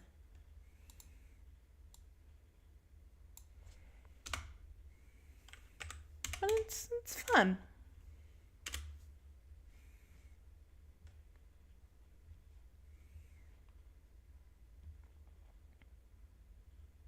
Set turn counter to end. Okay, yeah. Oh, I'm not far into the process at all. No. I'm just working on the battle system right now. I have a lot planned out for what I want to do, but only have the basics implemented right now.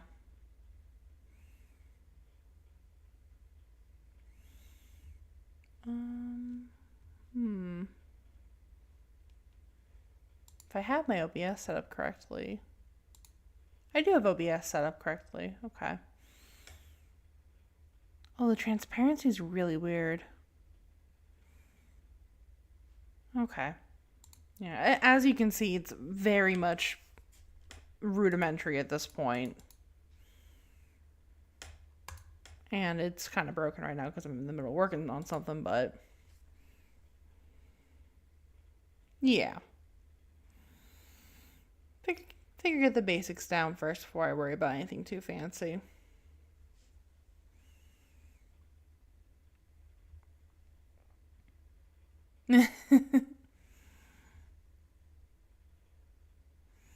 Okay. Can drink about 1, poly status.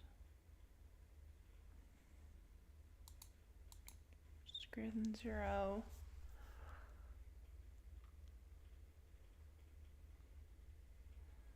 Oh, I had an idea. Where was I going with this? I had an idea. Already to implement the turn counter. Okay. Right, because I wanted to skip over players that are dead. You want to switch to Unreal Engine? I must still, no, that was Unity, not Unreal. Yeah, I haven't actually, done anything in Unreal before.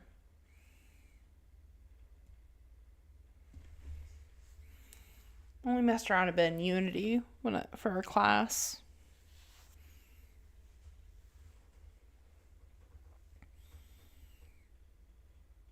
Even then, it was pretty basic.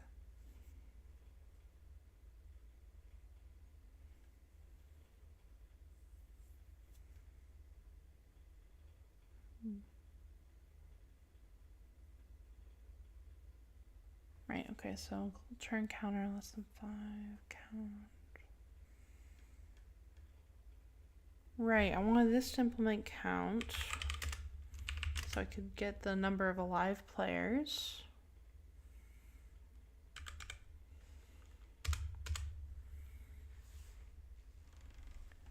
And then I want to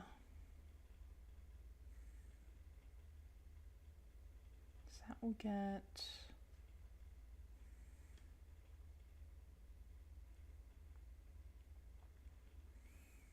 is that actually correct?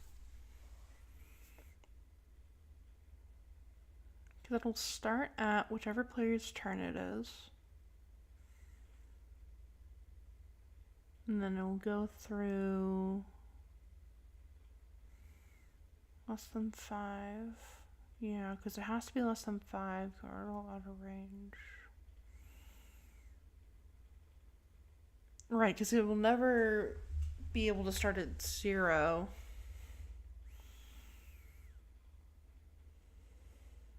I don't want it to ever do that.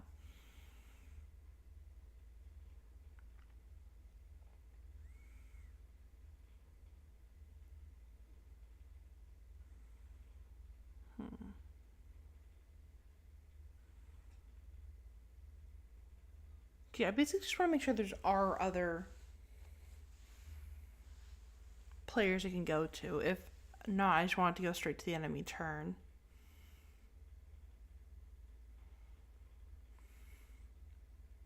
So I don't need to get a count, do I? I just need to get a Boolean.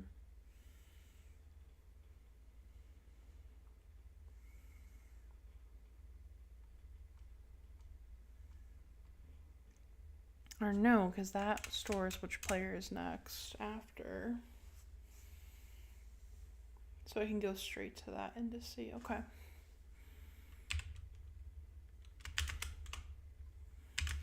Yeah, what are you working on anything specific right now, or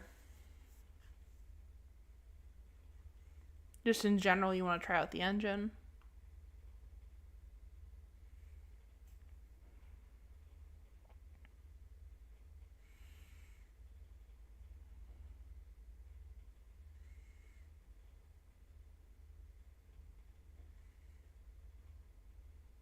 So there's a party member.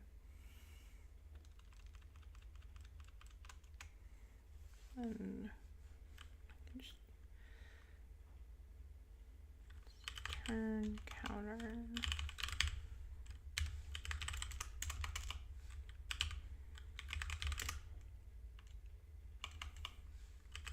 You can't spell, let autocorrect help you.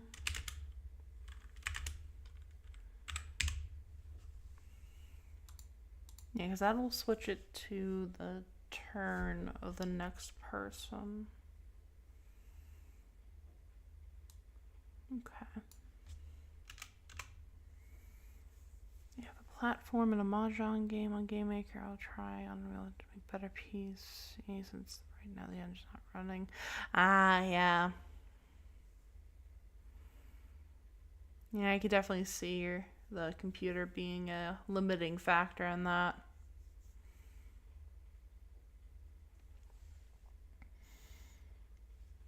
Yeah, I'm pretty lucky that the PC I have, I never really run into any issues.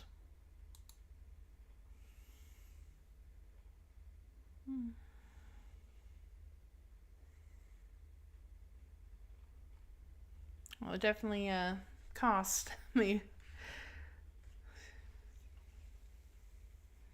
A 12-year-old PC, yeah, no kidding.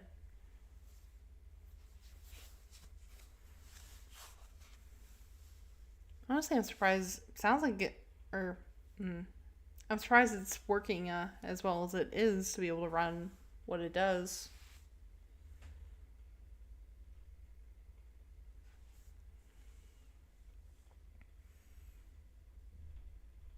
Then, if it doesn't find any live players,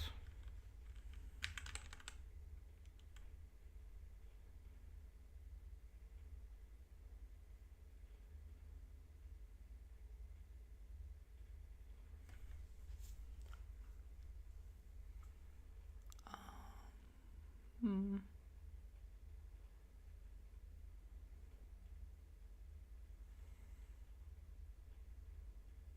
Yeah, it's all about the slow progress.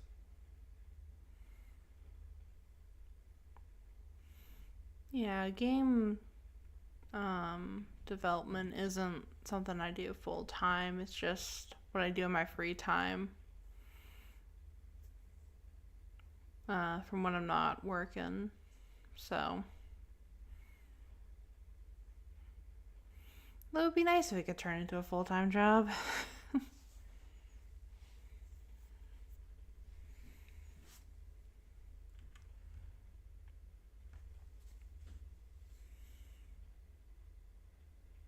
And then if it hits 4,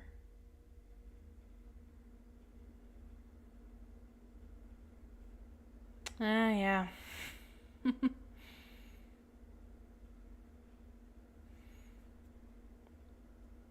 Well, one day, just gotta keep at it.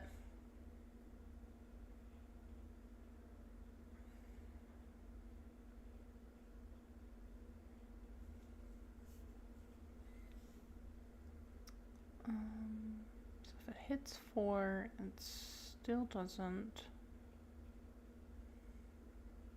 then I just wanted to go straight to the enemy attack.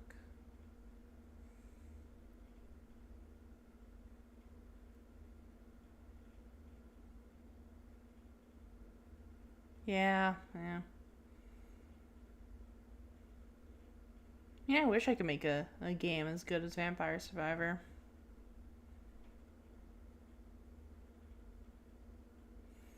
Or that's the one I'm thinking of, right? I think that's the one I'm thinking of.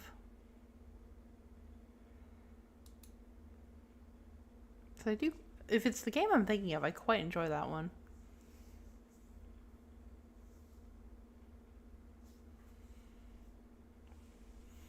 Also wish my art would be better. Because currently, the testing sprites I drew up, just so I had something to look at, are certainly something.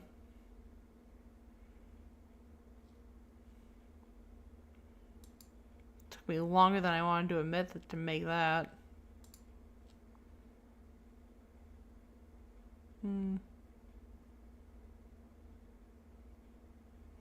Yeah. I mean, I've thought about that just because I want to get better at doing pixel art. It's just I feel like with what I want to make, I won't be able to make the assets. But at the same time, the cheap part of my brain is going, no, you should do it yourself.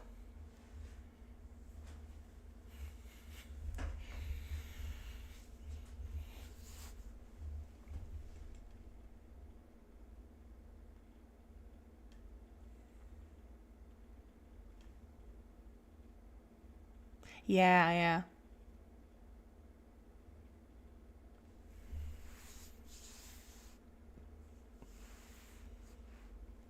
I mean, hey, not every popular indie game out there has great art. At least that's what I keep telling myself.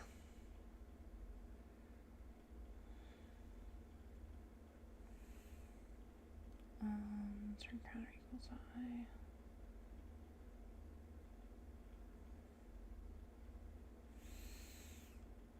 yeah, overall, my main thing to get out of this is just to learn GameMaker and kind of get back into the swing of coding.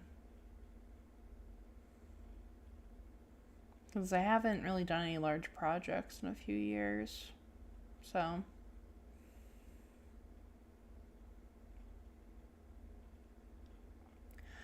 I don't know, honestly. I haven't really got to the point of thinking about that. Because I want to, I mean, I kind of have thought that. That's a bit of a lie. I kind of have thought about it. Of maybe, doing, a sort of demo of sorts and releasing it on, like, itch or something.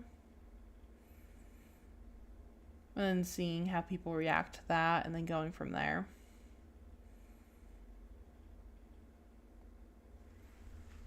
It's kind of like where my mindset is.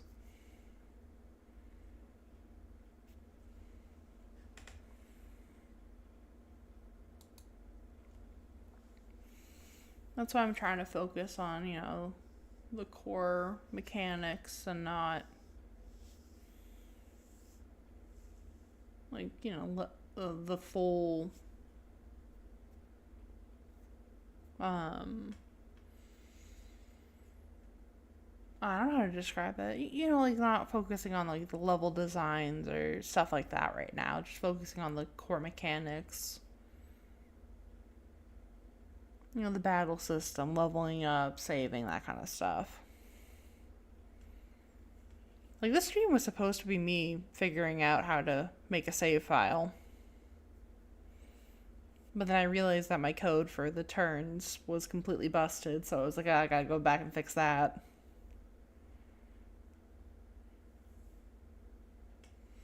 Yeah.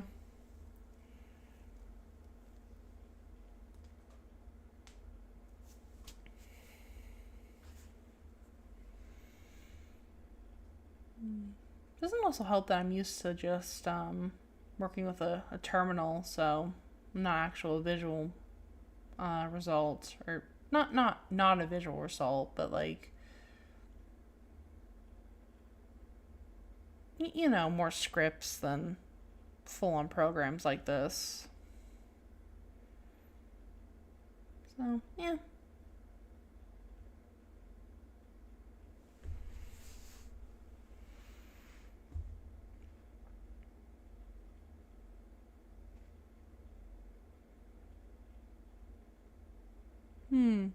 Well, my thought was, because I was looking at the file manipulation stuff of just saving the data to like a CSV file or something.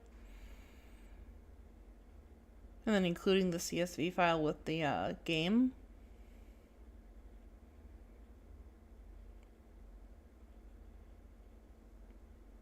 Or at least that was what I was thinking. Or it doesn't have to be a CSV file, but like,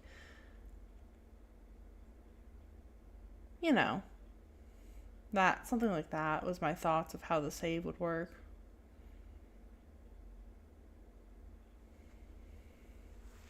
Because I know of other games that do something similar, where they just have a file that contains the data.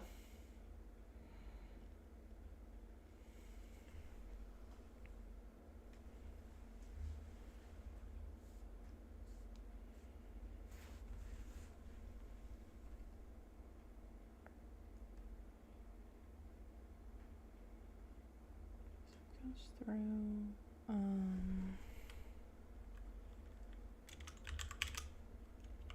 Sure.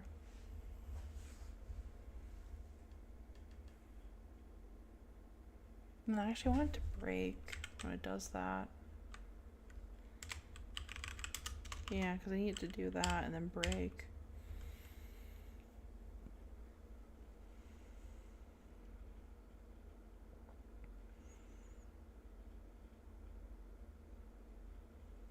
And then if it gets through all that, and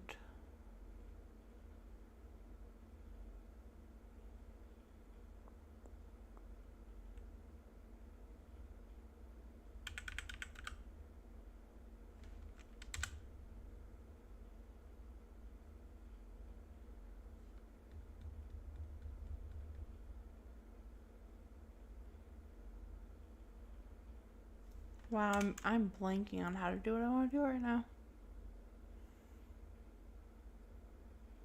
Let's have it break, and then it'll set the turn counter to whatever it is.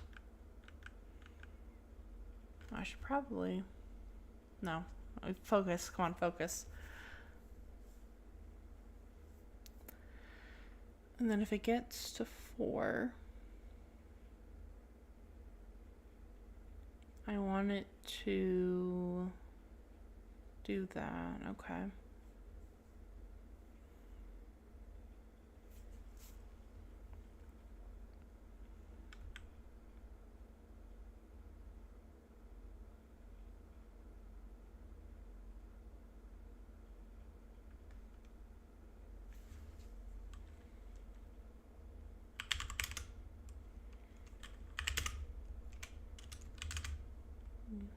I feel like I'm fighting against my own rustiness sometimes. Because, like, I'll go to do something, and I'll get, like, 15 minutes into writing something up until I realize, what the heck am I doing? And I go and I do it the easier way that I had just forgotten there was the easier way. And it's like, man... Maybe I should have kept at it. I'm not taking a break from coding for so long.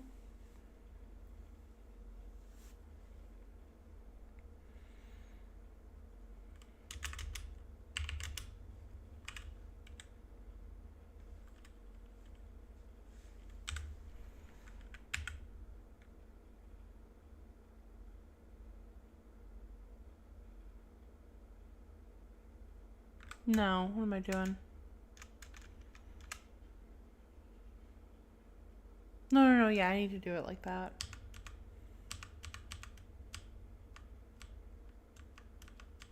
Right? Yeah, because I want to have it so if it gets to the end, it just simply calls enemy turn. Right? Because this triggers when you click on the menu. So no, I don't want it to call enemy turn.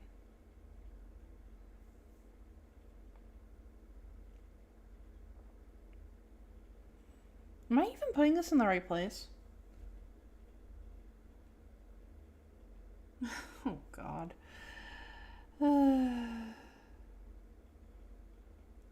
Okay. So this is going to trigger when you click on the menu. And the reason why I thought to put this here, because I put this here checking. Yeah, so it makes no sense to put this code here. What am I even doing? Yeah, it makes no sense at all. I would need to check this after the player attacks. Oh, boy. Because then that's when I need to handle updating the turn counter. Is in party attack. Okay. Which is where I was going to put in the first place, and then I talked myself out of it. Great. Okay.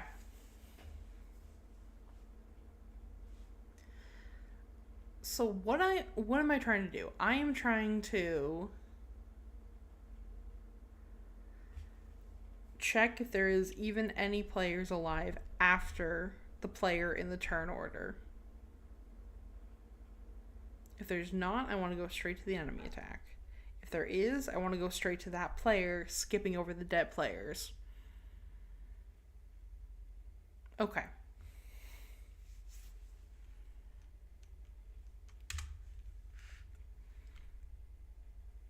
So, probably keep... Let's go back and get the code I was writing over here. Did I close out of it? Of course. Whatever, I can just rewrite it. It wasn't much. So loop through the player list. Or the party list, whatever I'm gonna call it.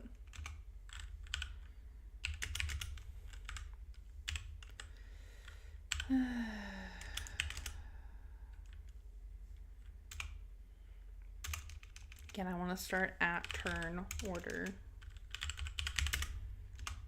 Or turn counter. +1, because I want to start at the next person after the player.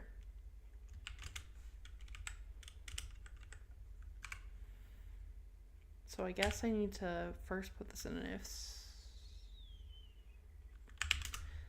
Because if it's just the last player, then it needs to go to turn. It needs to go to the enemy turn. Okay.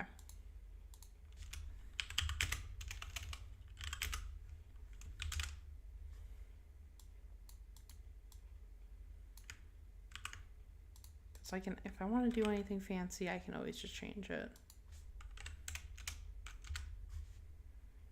So if, you know, I feel like a lot of this is just the consequences of how I set this all up.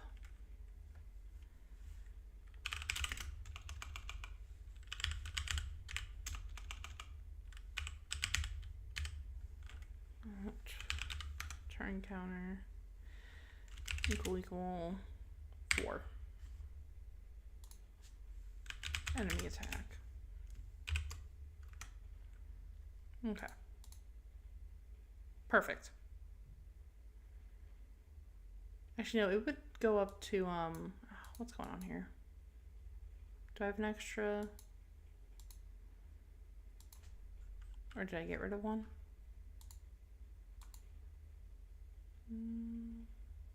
Missing associated closing brace? It's weird.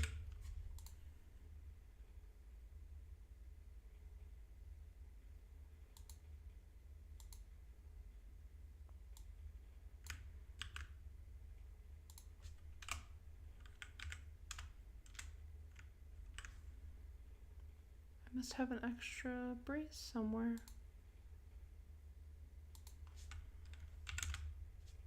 Okay, that's not, you can't do that.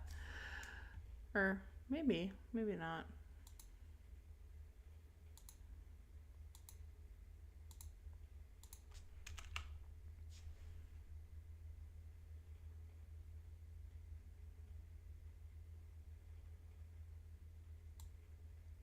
Okay. Weird.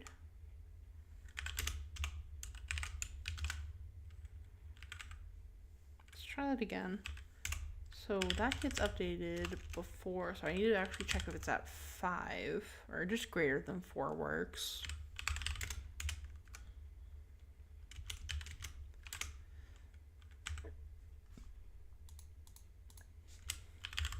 Else, then we can do that. Okay, and then enemy attack, which I still need to go back and fix, but you know, we can deal with that after we do this. Okay, let's loop through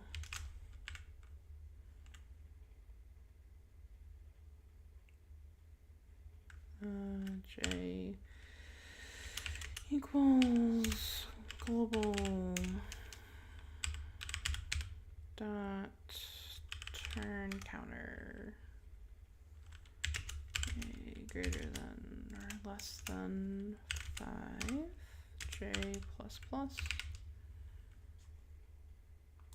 That would be a semicolon you need. Okay.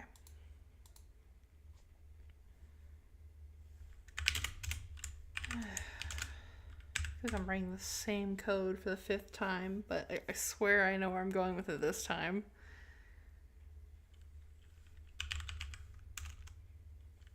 Is it gonna work? Can't guarantee that.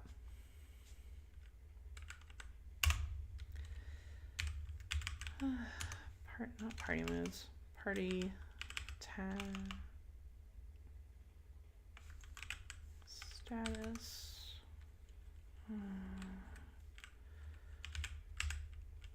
J dot HP greater than 0.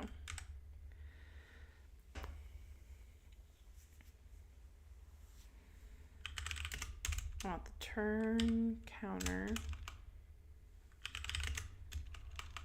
to global.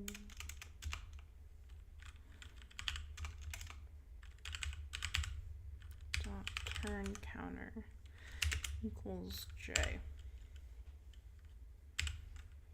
And then break out of this.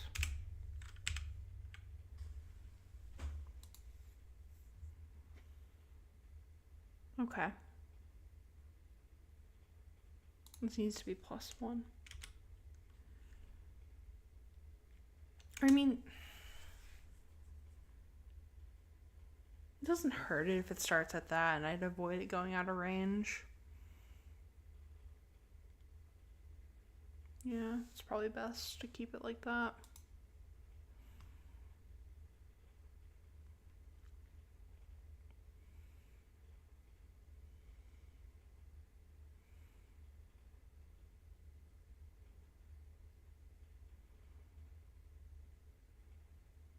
Okay. I think this will work.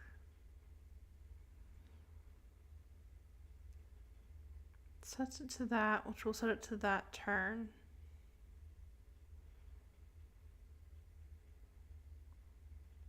Then I just need a case of if it gets through the entire thing and turn counter doesn't change.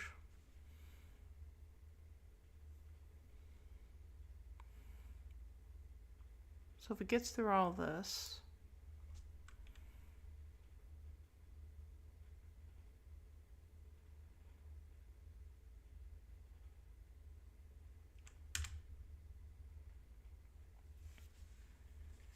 I mean, might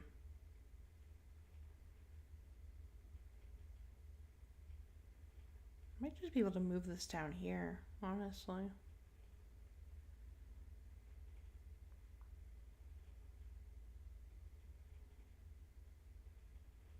No, because this will be a different condition.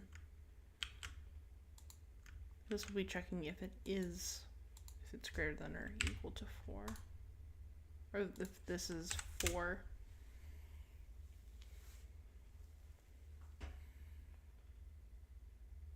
No.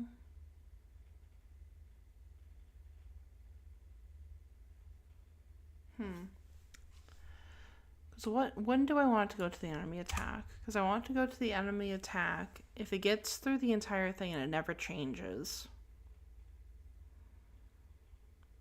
That means there's no one else to go take their turn, which means it should go to the enemy attack right away.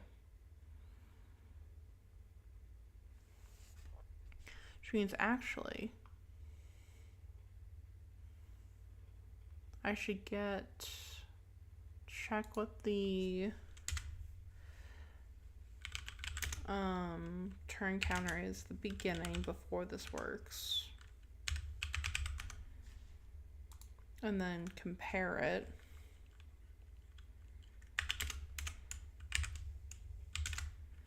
to what the turn counter is at the end.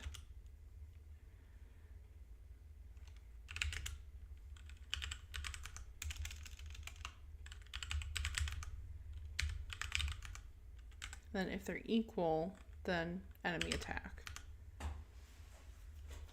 Because that means there's no one else to take their turn. Okay, what does this do? Oh, malformed assignment. Where?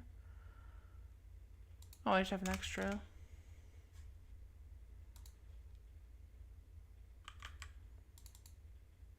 And it crashes. Beautiful. I mean, it doesn't crash, but you know what I mean. Variable index -4 out of range 5. Is this an enemy attack? Yeah, enemy attack. Okay, so it's getting set to -4, and I'm not sure how that happened. I don't know, that means if it's -4, because I do the subtraction. That means that it was 2. Not 2. 7? No. 3. That's the number I'm looking for. So it got set over here at 3. Why did it get sent over here at 3?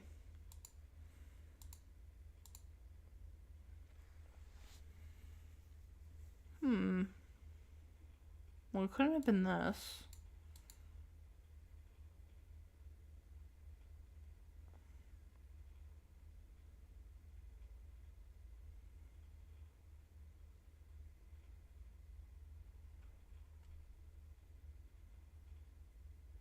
Oh, because I'm not updating the global turn counter before I send it over. Duh.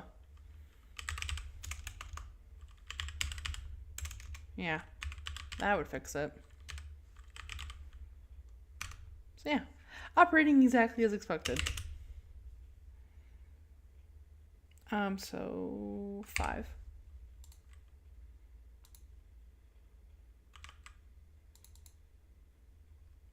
Perfect. I know that looks weird, but that's what it should be doing. Because this is still busted.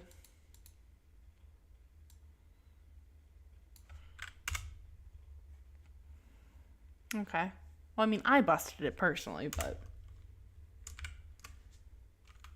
Oh, you can't do that. Okay. I didn't realize that it let you do that.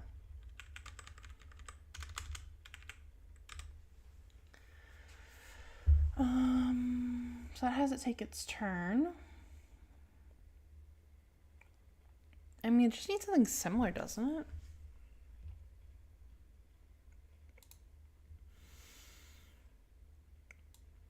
Yeah, just basically a version of this.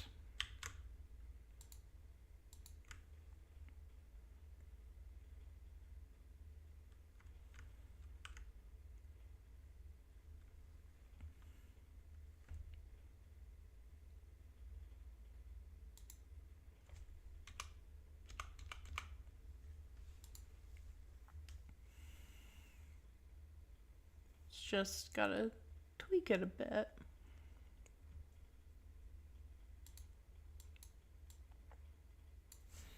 So check the enemy status. And then have this instead call, or I want this to check if it's under 5. This would set it to 0.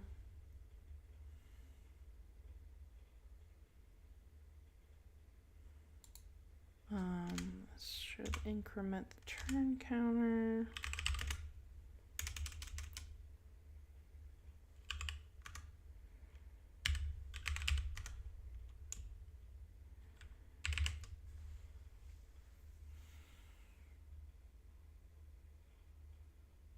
Actually, let's just check if it's above 9.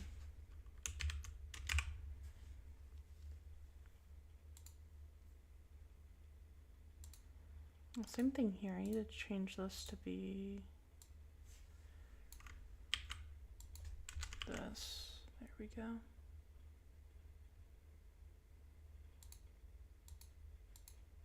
Like, I know it might not need to, but I'd rather be safe.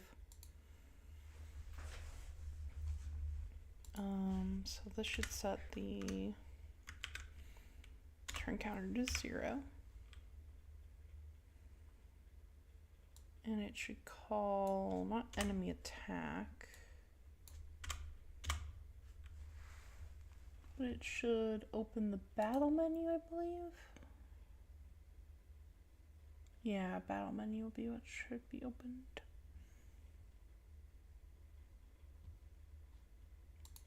And then, since create layer, battle menu.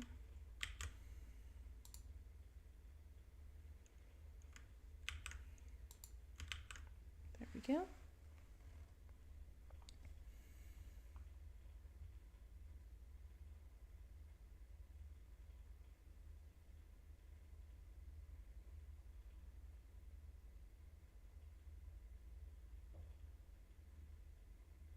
And what does this do?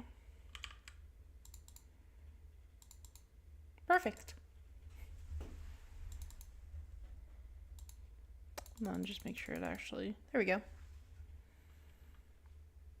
And then let's add in the other enemies again. Just to check. That's, there we go. That's GameMaker.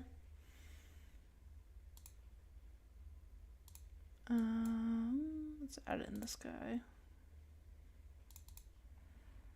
And then I want to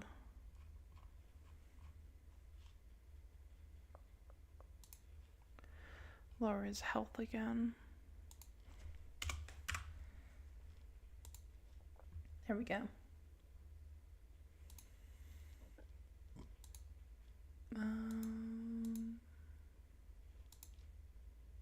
Okay, let's see if this works.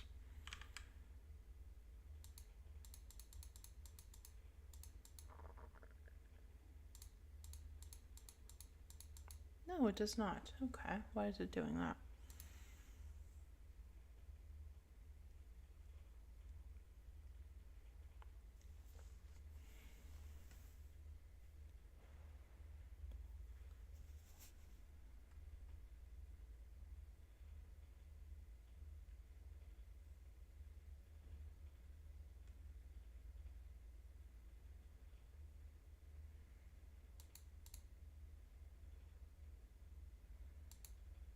This is getting called, isn't it?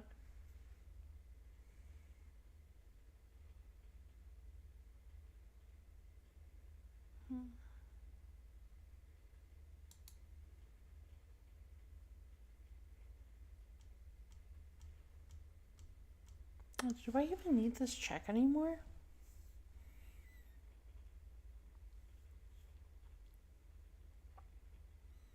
This work without it? Because this just checks if the enemy's alive.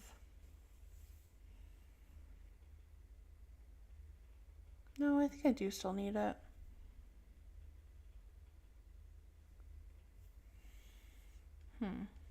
Because it's able to recognize the first enemy, but it won't recognize the second one, and I'm wondering why. Because I have it, it has health, right? Yeah, it has health. So it should be passing that check.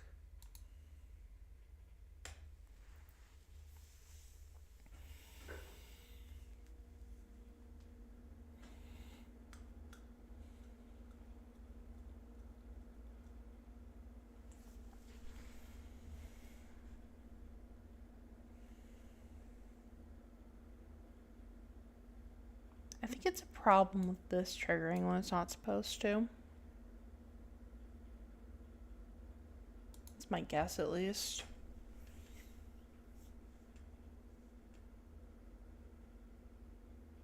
Well, no, because this should just check if something after it has its turn and give it its turn.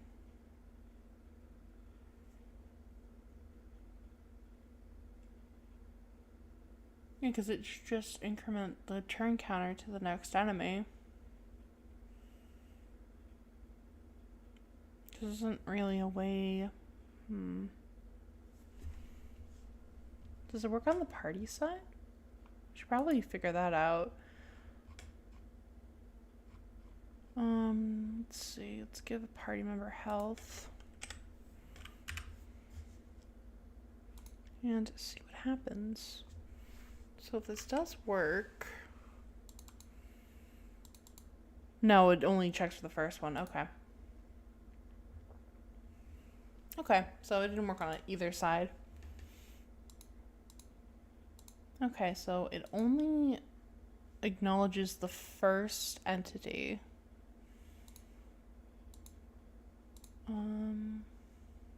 This is the code I'm looking for. Okay. So why does it do that?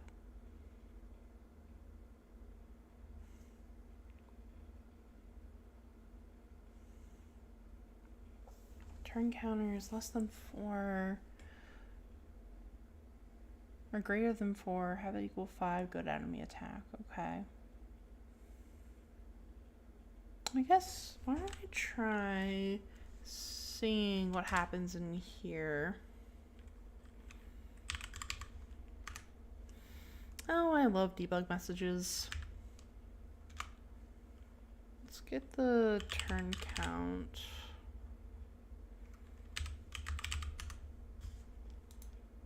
And then just something above it so that way I can know what this is. Not debug log. I want a debug message.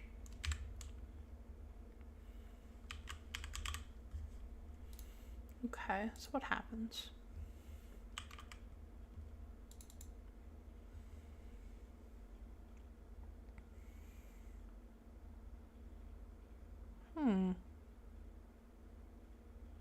That's why I had to do +1, isn't it?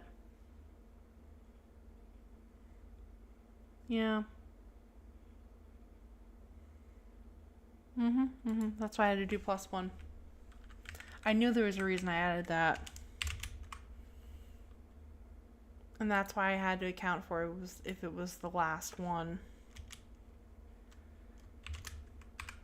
Right, now I'm remembering. Okay. So again, if it's the last one, it needs to automatically go to the next one. Okay, let's see if that fixes it. Yeah, wrong. Yeah, I know I pressed the wrong thing. Damn, I was hoping that would be the problem.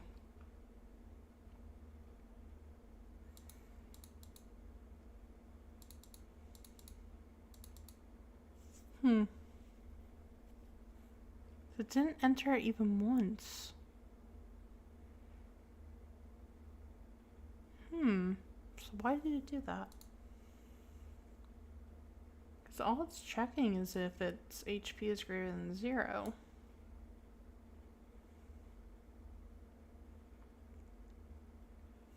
And both of the second ones have their HP greater than 0.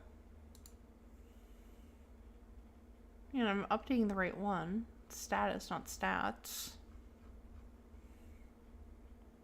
Because this gets updated somewhere else.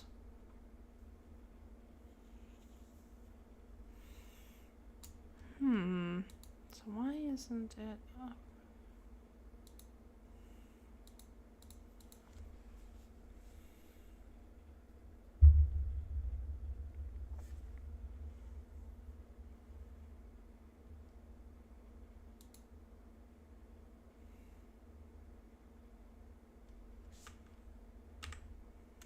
Well, I guess starting a global turn counter is correct.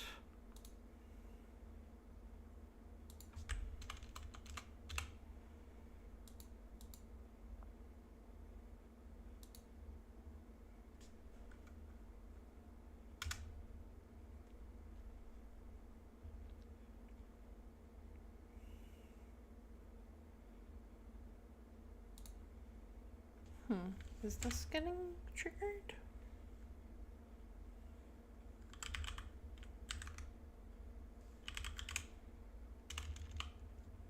That might be what's happening.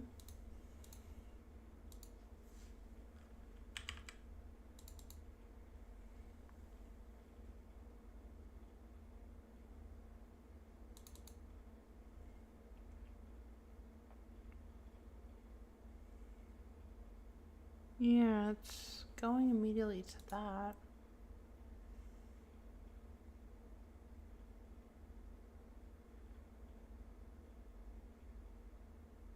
So it looks like I've gone about this the wrong way.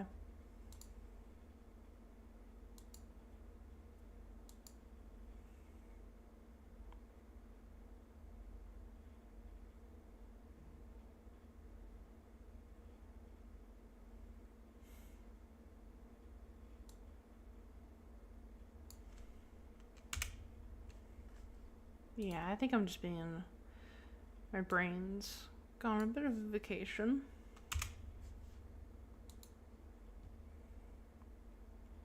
Check equals 4 in this case. And then 9 in this case.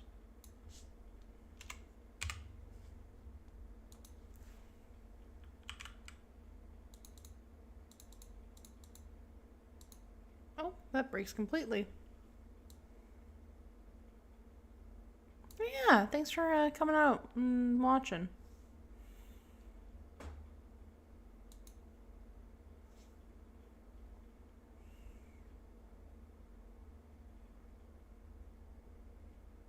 So it goes to 2.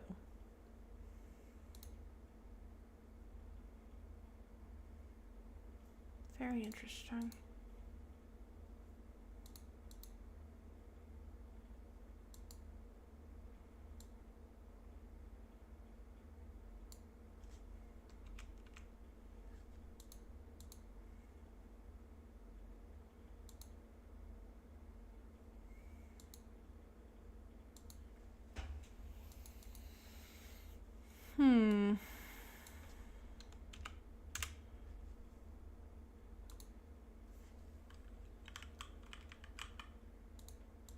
Yeah, I know.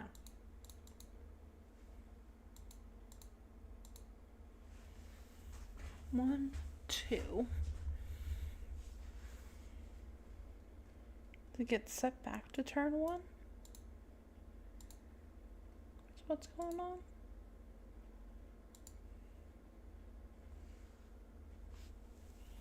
So I'm pretty sure that's the turn count that's getting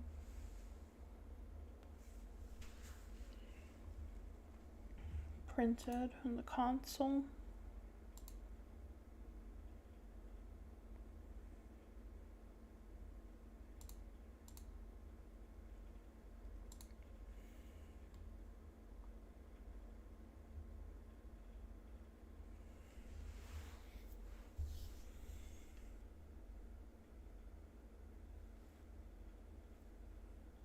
It's going back to 1 and then to 2.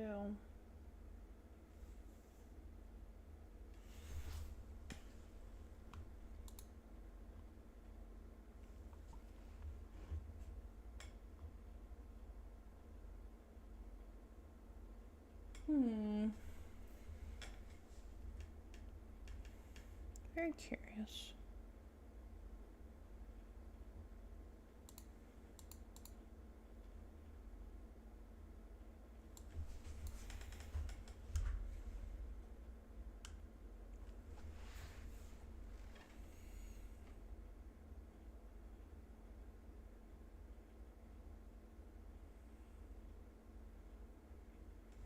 I need to look at something, make sure I'm actually understanding this properly.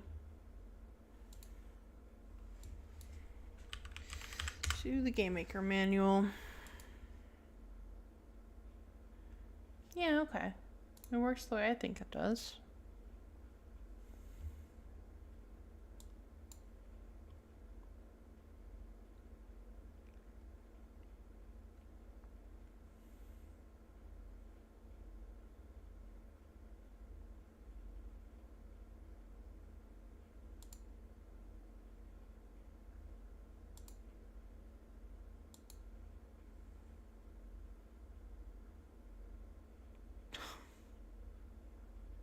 Can you see the issue? Because I can see the issue.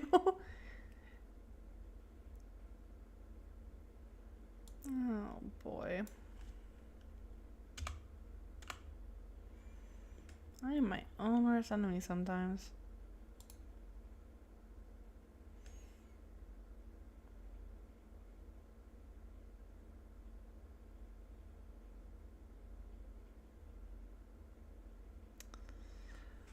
Where did I originally initialize this? I think it was right here. I thought it was weird that I was white. It was like, what a minute? Wait a minute.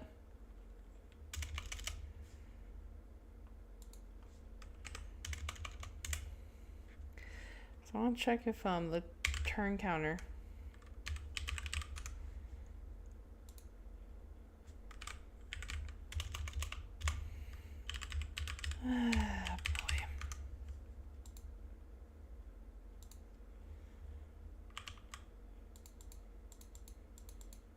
Okay, okay.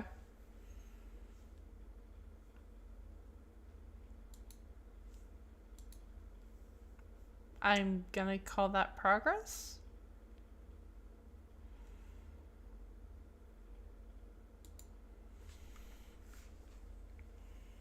It gets to 2 and then it breaks.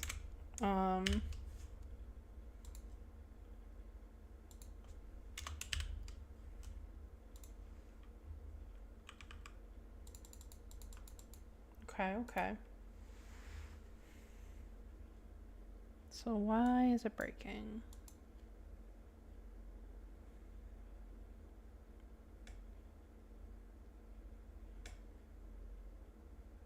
Because it should only break out of this loop. Then go down here. And then it should check. Oh, it's greater than 4.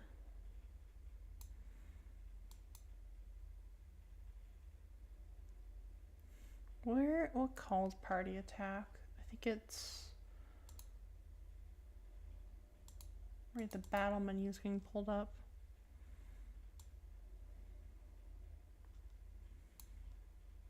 Oh, okay. I see what's going on. I see what's happening. That's what I want to do. Let's take this. And put it in somewhere that will check after party attack.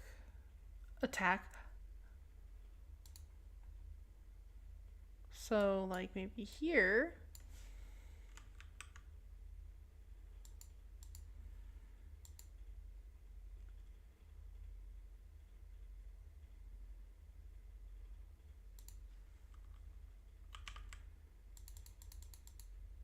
No, okay.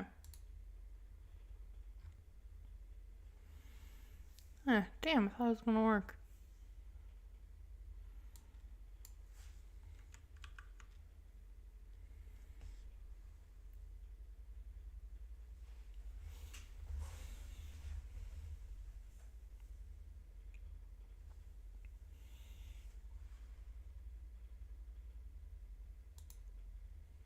Curiosity.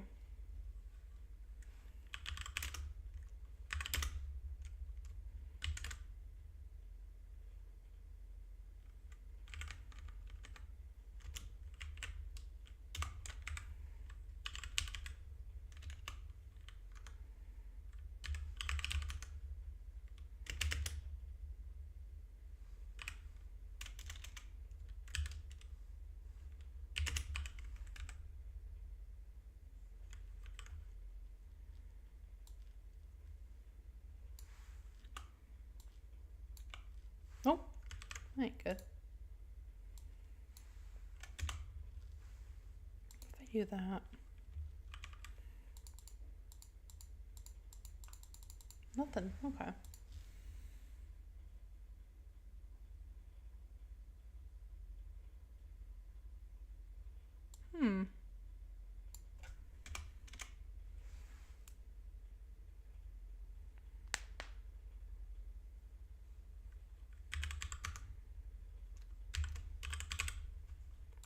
Really? It wasn't what I wanted to do. Just want to press the regular run. Huh. It's saying it's not greater than 4. Or equal to 4, okay.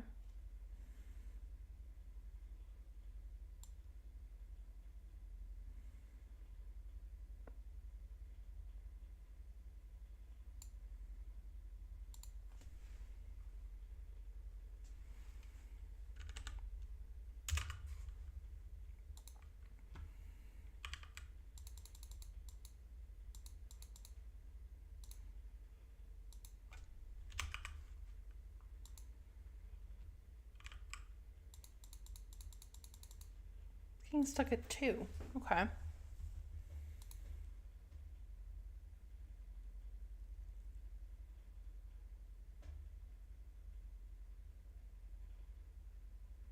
guess that makes sense, doesn't it?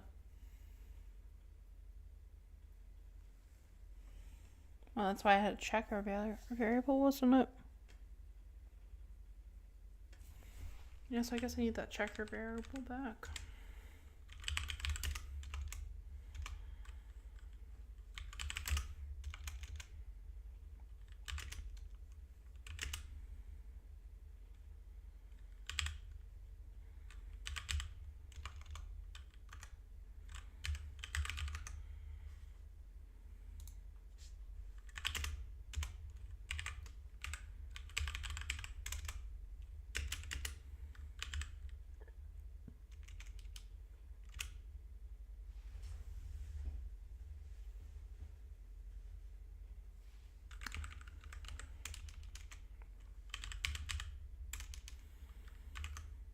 Hold that turn counter is equal to check.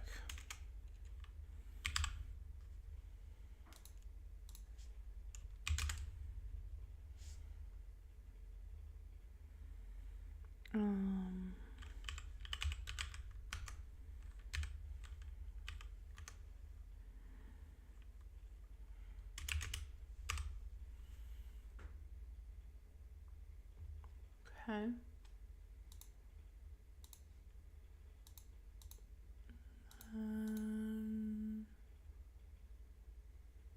Where was it? Here.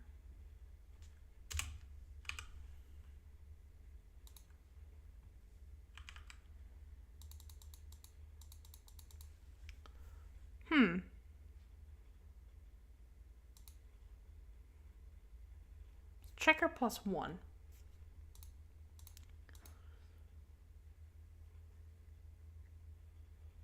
And just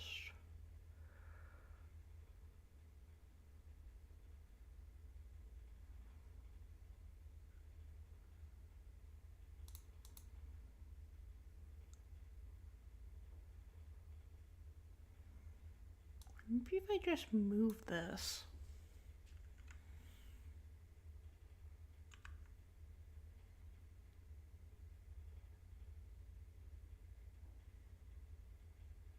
Oh, that might break something.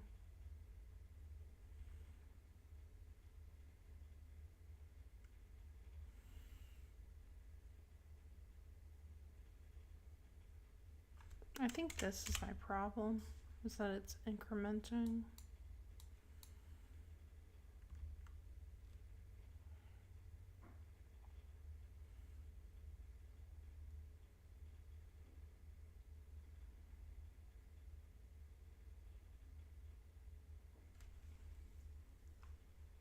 What if I get rid of that? What happens? Okay. Because it needs to increment at some point.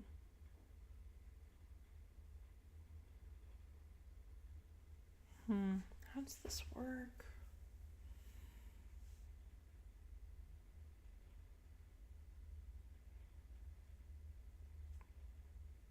Because if I put it before...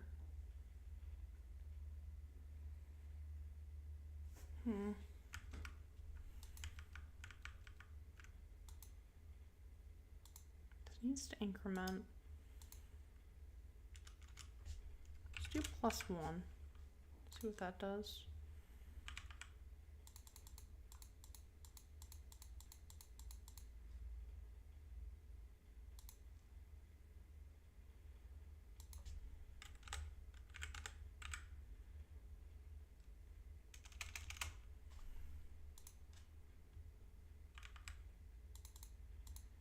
I feel like there's a really easy and obvious solution here that I'm just not getting.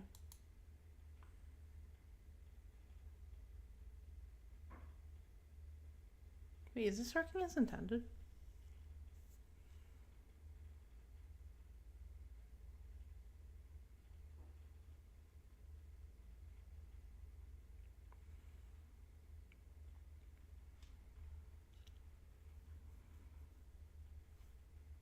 No, I don't think it is. No, because I'm only able to make one attack, but I have 2 players. Right? Yeah, so I should be able to make 2 attacks.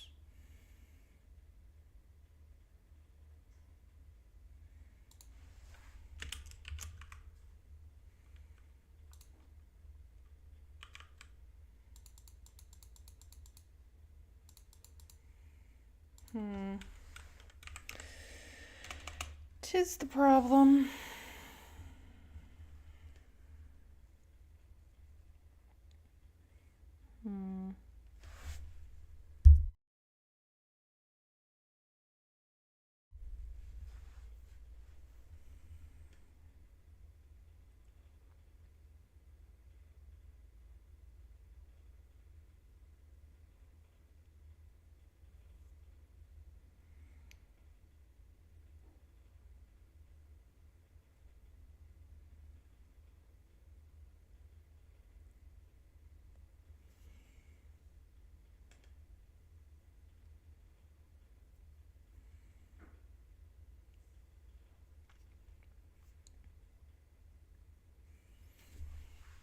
I mean, I don't think this is gonna work, but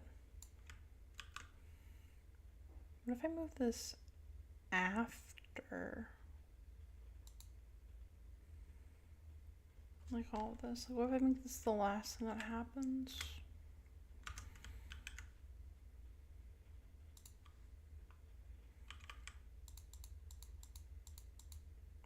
No, doesn't change anything.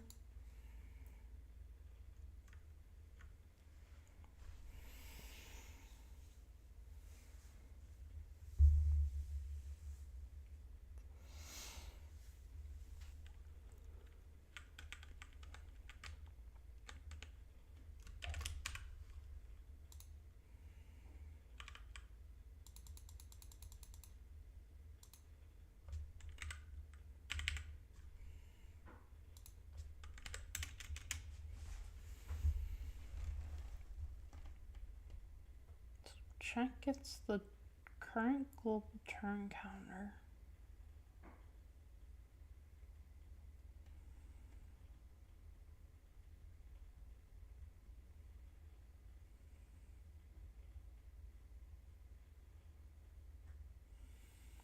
And then that loops through.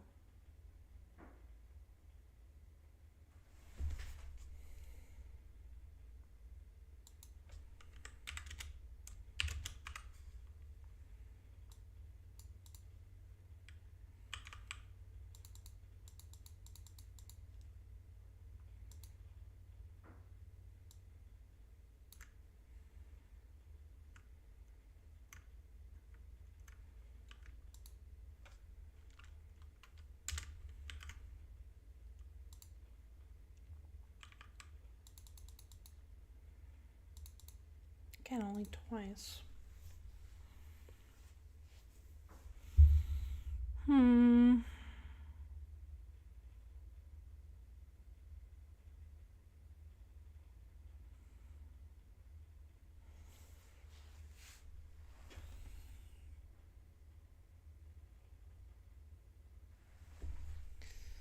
Well, I guess what we can do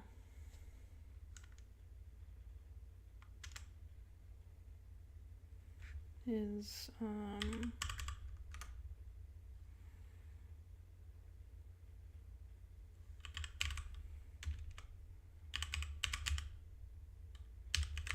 print this out, see what happens. Count this out for now.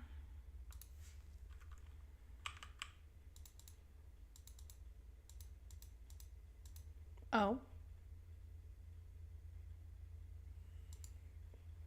Yeah, it's not going through it at all. Okay. Status is the right one, right? Yeah, party status. Interesting. Okay.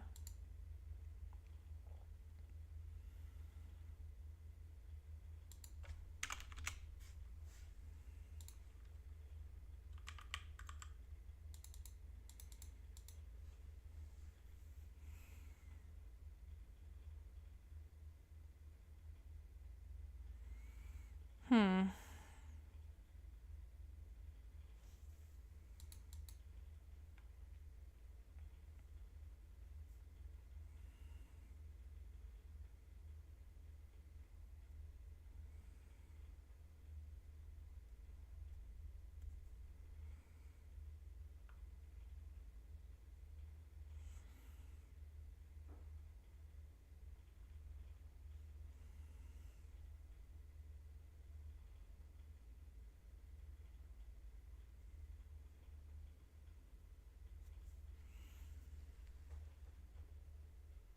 I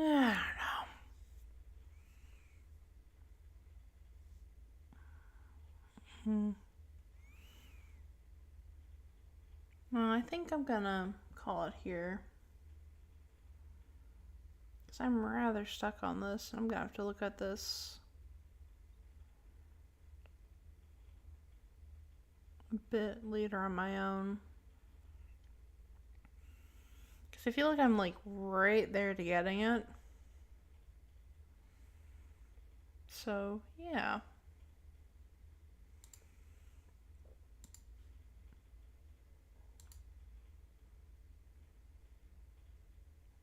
Why is my opacity so fucked? Oh, well, whatever.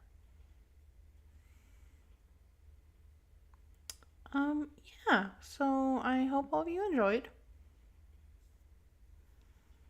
I can't guarantee I'll be doing anything during the week. But I'll be back again this weekend. Or next weekend, I should say. Probably with more of this. Yeah. I hope you all enjoyed. And I will see you again